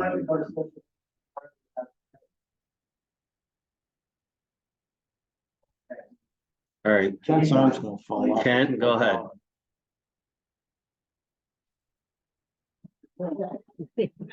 Wow. The ballot items, having the ballot items submitted months before is a great idea. I think that will be, if everybody submits a ballot item in December, you guys can look at it. December, January, February, and everybody can nitpick at it here. I think it's just a great idea, rather than trying to squeeze it through in 1 month. Fantastic idea, The Jefferson County Police thing. Me and Joan were a yes and a no. I voted yes, and I won. The board format meeting, is that going to start next month? Because I think that's another great thing. That if you guys can go ahead, because these people, they become, we're here more for the open forum than for anything else, I think, I'm sorry, the budget report is just boring. John, I'm sorry. It's just, I have a hard time following it, Another thing, this is kind of just a suggestion. Have we ever thought about opening up the gates on Halloween for some of the kids that live like down, Okay. Bad idea. Okay. Ken, hey, hang on a minute. You weren't here last month. I give everybody one question, then I rotate. I'll come back to you. Linda, sit down, be quiet for a minute. Okay. I'll be back. Linda.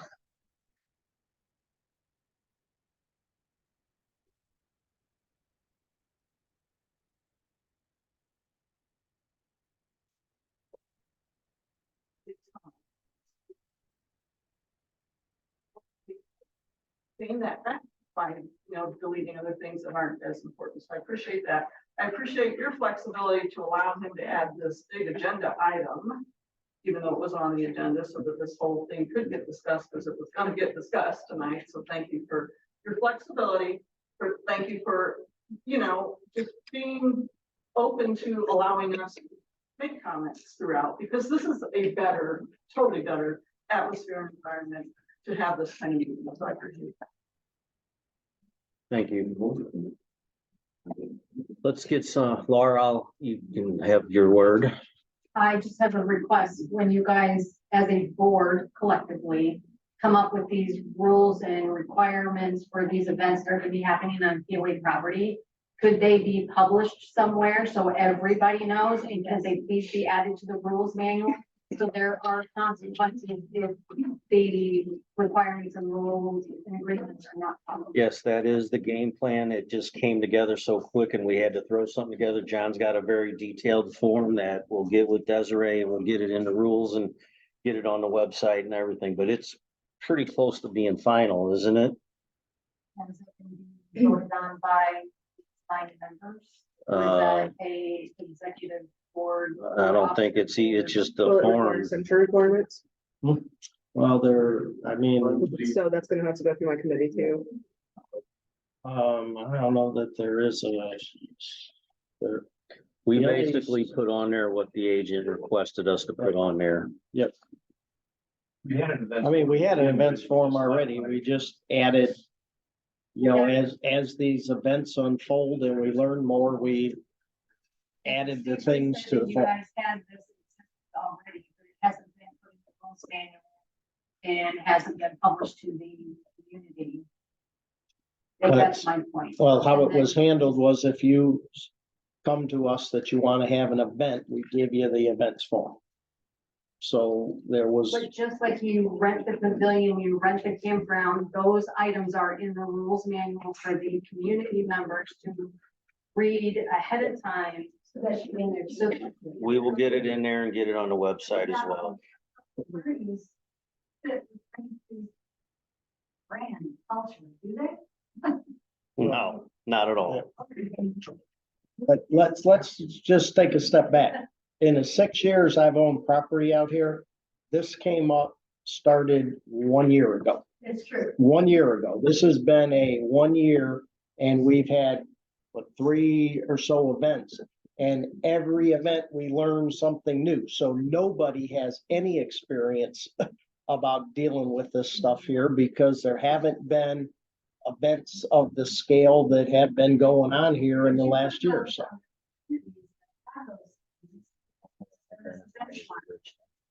Okay.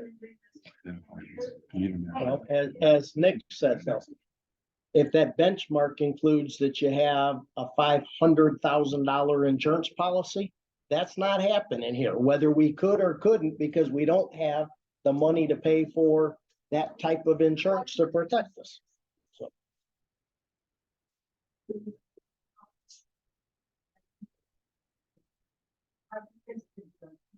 The future events chair can do things like. The events chair or the volunteer network could maybe take a drive out to one of these places and just see how it's done. Yeah, let me get Nancy real quick. Nancy?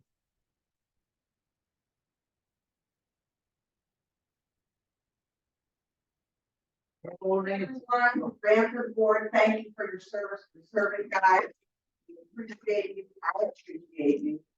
Thank you, Jerry Jean, for running, although you're not sitting up there. Congratulations. And Karen, thank you for her running. I appreciate it. Thank you. The new guys are in charge of Witches Night Out next year. Linda?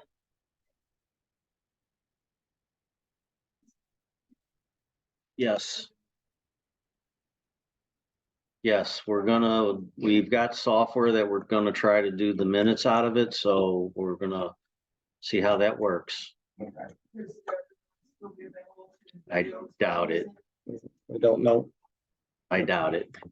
So let me clarify him. You're gonna get a transcription of the recording. The motions are the minutes formally of the meeting. Correct. So, but that doesn't replace the video that Derek would do, and he's available to do so. Correct. On the video. Correct. And well, even if he comes in videos, you'll still get the transcription of the audio.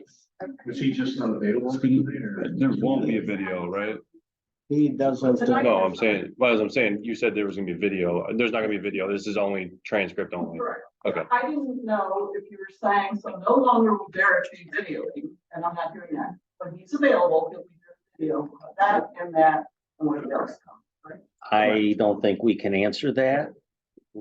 That would be a Derek question, Right, because he's volunteering every time. right? So then the add-on to that is, would you appreciate a video when Derek can't? Because, you know, we've videoed things before. Would you appreciate that if you give us notice to bring your camera because Derek's not coming? I'm fine with that. Anybody have any objection on the board? No.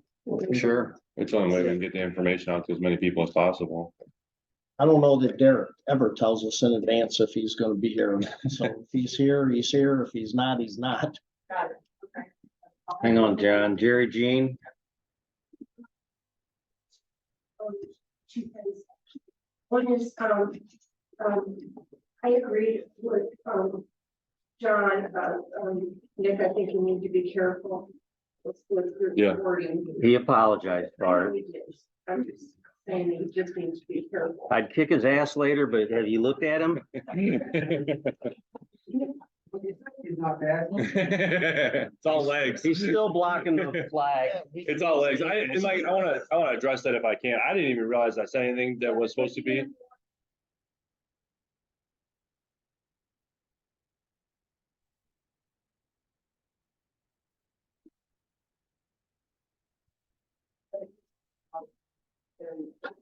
But he was sitting here. Would have not been that. Sure. Sure, yeah, and I apologize. I didn't mean to come off across that way.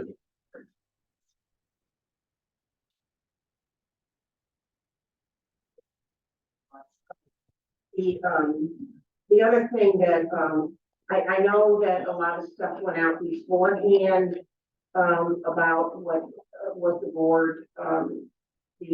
board is responsible for, as far as the situation that was going on.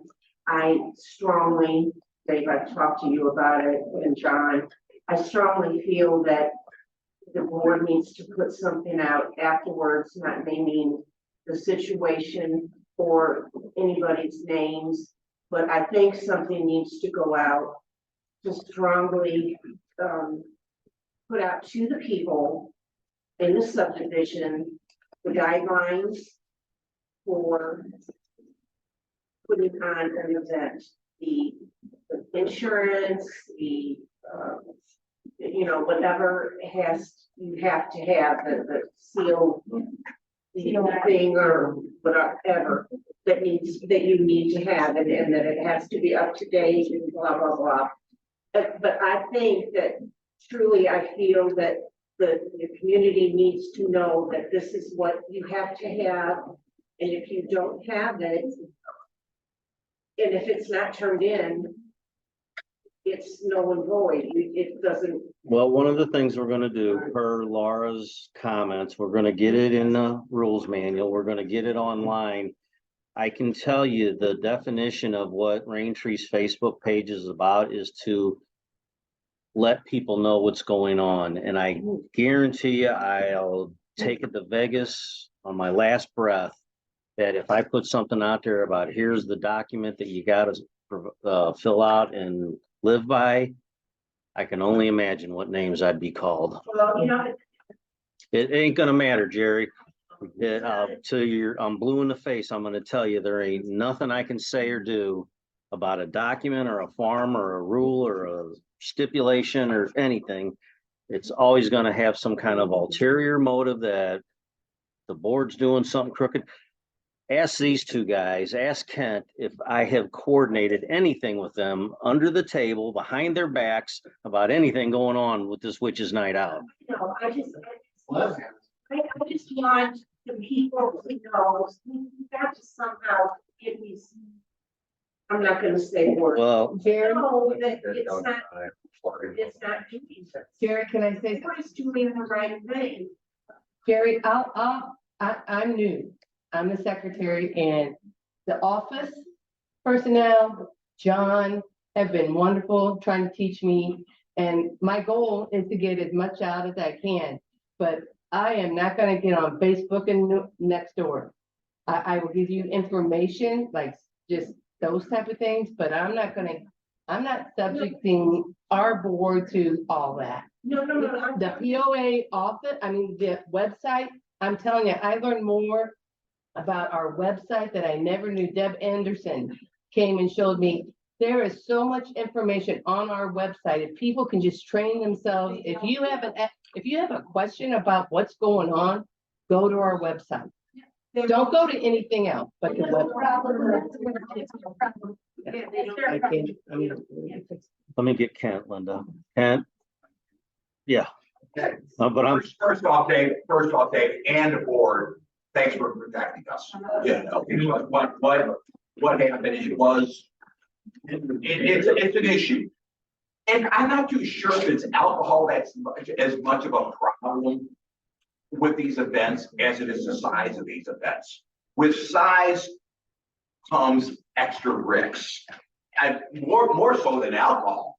I would rather hold an event with 5 drunks than 500 people, you know? well, that's because you're good at it. You know, I'm thinking I am, you know? But I'm just gonna. The adventures and not mentioning names, but they know who they are. The people that are in charge of events and adventures, they've done a great job.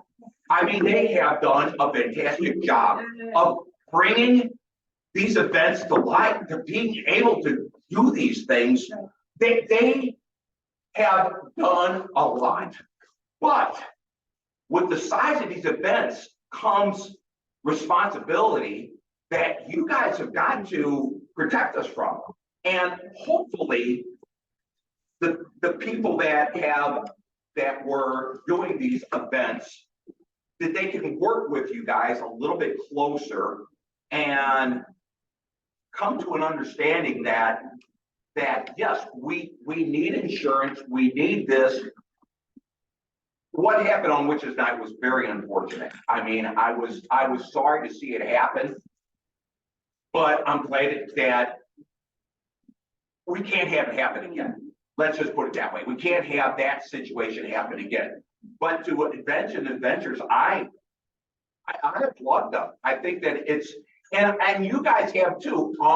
I saw your on post. I'm sorry, but you guys posted, or it was posted on Facebook of one of your guys' letters that they posted. Hang on. Which was how you guys were saying that we want these events to take place and everything, and you were very supportive. But then, you know, things blew up anyway. So my time's up. Tom? No, that's it. Hang on, before you say something, I want to say something to you. I want you to research some kind of combination lock for the bathrooms down at the, okay, because we can't give a key out because we just don't know where it's ending up. So go ahead. Sorry to interrupt you. Glenn, in defense of the cameras, I'm kind of used to it. You got a relationship. The cameras do show things. So, I mean, recently we've had a pretty good pictures that were put out. Desiree, were we able to do anything? Did we ever actually send out that thing, or did we, we did end up. I'm scared to say girl. Okay, I'll say it. It's girls. No, it was girls. It was girls, it was girls. Yeah, I believe only one of them lived in Raintree and the rest were outside kids. But I mean, Family wasn't approached. We were still kind of figuring out how to deal with the situation, honestly. But I think we did decide on just doing a censure until I can get with Steve and you on figuring out what to do with the minors and everything. Oh yeah. Was this a spray painting? Oh yeah. We put those pictures and everything. Hang on, man. before they get serious about where to go to the cameras upgrade.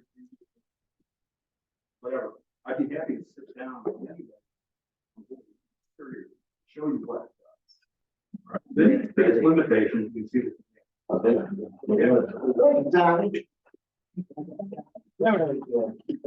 Real quick, because this. Can't wait to do it. This lady.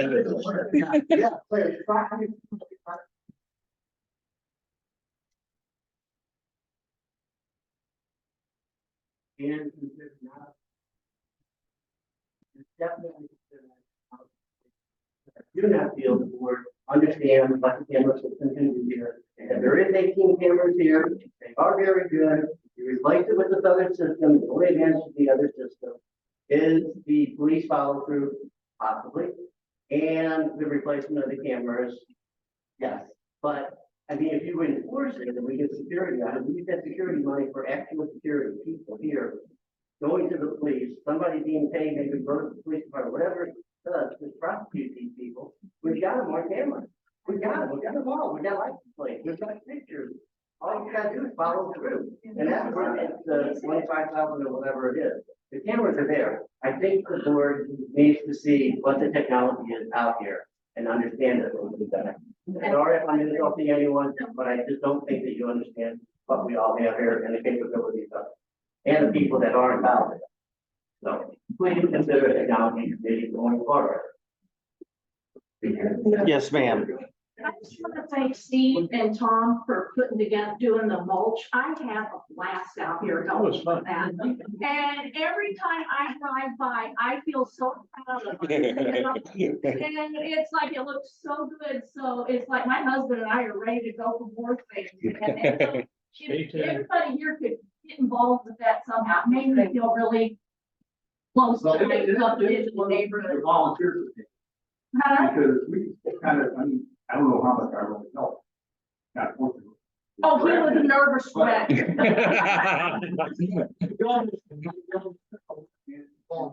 worked. Had a neighborhood moment for a couple hours. And then that was. Yeah. It was really a lot of fun. It took us 2 hours to get that done. So you talk about, there was no egos, everybody got in and worked, they saw, oh, this needs to be done over here, they ran over there, it was just a lot of fun. Linda? It was kind of mentioned earlier, but I want to make sure that the public cracks. We need to look at a different process for ballots. For counting those ballots, that was murderous to doing that. So if we can figure out, small group, those were involved, that day. It would be nice to have that conversation. Office staff. Conversation was really fresh in our minds, like what. Come up with some ideas.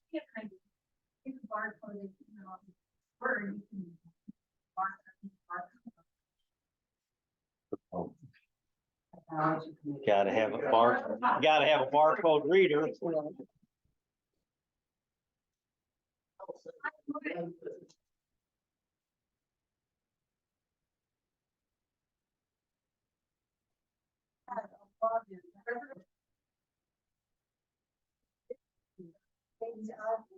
We could have it to where people could log in, they can see, bid requests, people work, they can see contribute, people have all these different committees, that post their pictures, some of the pros and cons of issues. I mean, we could really, get a lot of participation too. And it's all about communication. And I have volunteered, I did digital marketing for years. So really, guys, a login page, and seriously, by committee and technology committee. If you want to be part of the committee, what are your credentials? Maybe you just want to be a researcher and you're just very curious. Well, we need something like that. But maybe you also have certifications or your former CPA, whatever. You see what I mean? And people, it's not out in the open, but it's still what all of us. Well, we can add a blog or whatever you want to do. Come up with an idea and I'll give it to the web gal and we'll get it out there within a week. The website, like, yeah, give me the password, I can go in there and, you know, but the thing with the roads, you know, big issues, guys, that go about, okay, the roads, security, increasing assessments, these need lots of details, updating as information comes in, and then what you do is broadcast that, you know, to all the residents here and say, hey, you know, you need to read about this, and all the information is there, and what will that do as far as your time, you know, everybody's time is stored. And then, you know, you can say, it's on the website, and then you can monitor that, and say, who's going there and consuming it. I don't have a problem doing that, and that can be turned around in a week, but it's gonna be careful that it don't turn out to be another next door.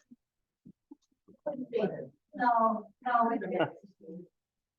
Steve, you got something? Yeah, I just, and I don't know if I'm missing something here, but whenever we have these incidents that come up where, you know, things are damaged and mailboxes are knocked over or stuff, whatever.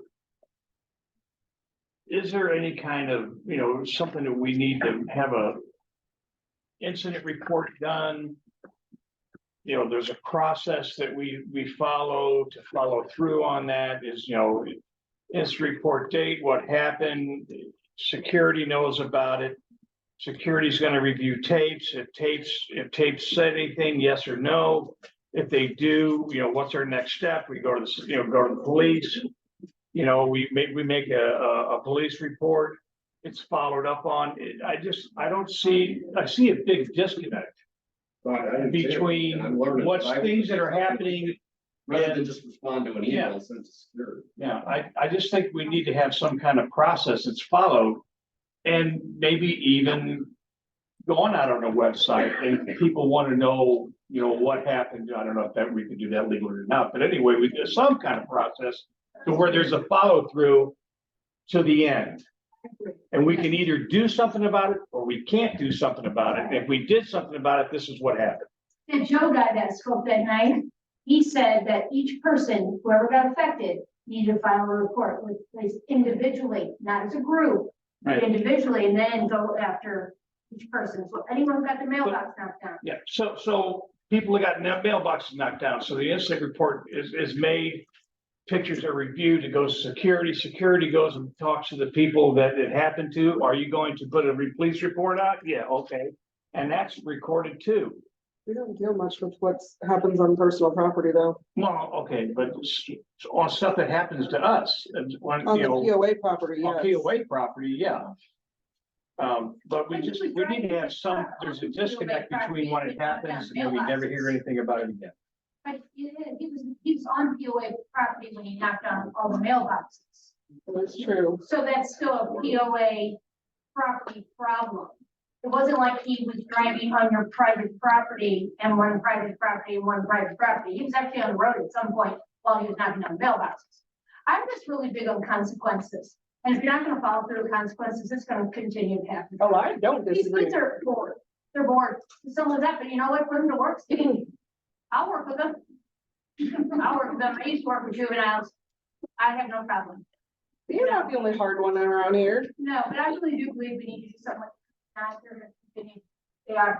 I agree. Yep. Jerry? The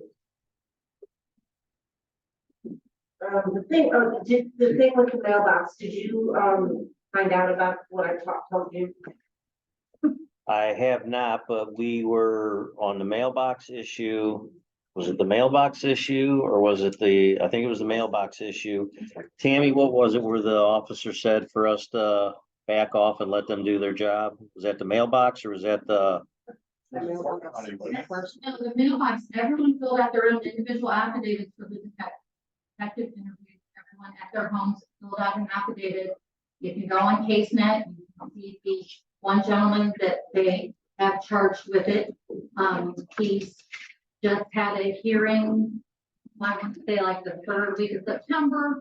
So that's progressing that they only got one. All right, so what? Only got one of them for it. But the other one that they wanted us to step back out of was the Porta potty. All right, so what Jerry's, in there because they were already working on some other investigation. They didn't want it to play out in social media. It's not, I want people to understand when we get the gates crashed, when we get stuff like that, there is a form that's filled out. And we do capture the video on it if we can, and we do get photos if we can. And we speak to the sheriff's department at least once or twice every week. They're in here all the time, meeting with myself and with Tom Hayes. And as much as it sounds as simple as we've got their face, by God bless them, the prosecuting attorney has a job to do. And whatever video we have of them driving a golf cart through the gates isn't video of them committing a crime. So there's a matter of when it's vehicles, it's not just the license plate. I have to get them video that shows the driver's face so they can identify the driver, not just the license plate. I mistakenly thought, well, geez, I'm getting the license plate, they can get these guys. Well, that's not the case. They need to be able to see a face, and unfortunately, when you have a pickup truck that's going through the gate at 30 miles an hour, trucks and cars, you'll see them. They don't have front license plates. So I'm turning in video that is of a silver car, four-door, and you can't see the face on it because a lot of vehicles are tinted. So please do not think that the board is sitting here doing nothing. We have detectives that are in here on the regular. They are calling the office, they are text messaging, they are emailing, they will send me, they are watching kids in here, they are watching adults in here. You saw where they had a sting operation that had been in the making for weeks. They barely were through the gate before one of our lovely neighbors put it on. Oh my God. So, I mean, do not think that the board is not, the board is doing everything they can to protect us. But it's not as simple as seeing a face on a camera and arresting a kid for it. It's not that simple. Hang on a minute. Let me get back to Jerry's. What she had mentioned to me in a conversation was that we were told that unless they mess with the mail, it's a felony if they mess with the mail, not just the mailbox. She said that if they break the mailbox, it's a felony federal offense as well. Still private property, nothing we can do about it. FYI, her emails are just as long.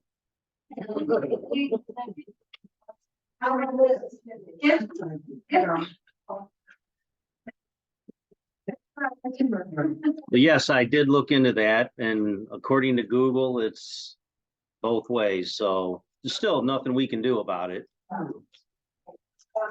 The other thing was that I wanted to mention was doesn't have to do with the board, but I just wanted to mention about the homeless drive, the unhoused drive that I started. It started actually yesterday, and the pickup is up at the country club from 8 to 4. And also it'll be the drop off is up there, and then the drop off is here during normal business hours. And it ends November 18th. And it's clothing and city programs from the unhoused people. All right, Tanelin, you got something real quick? If the gate was heavier and it actually could do damage to the vehicles, I just kind of wonder how many people have lost it. That's all I have to say. Linda? So there were 299 people that voted for us. Do we know how many were? 299?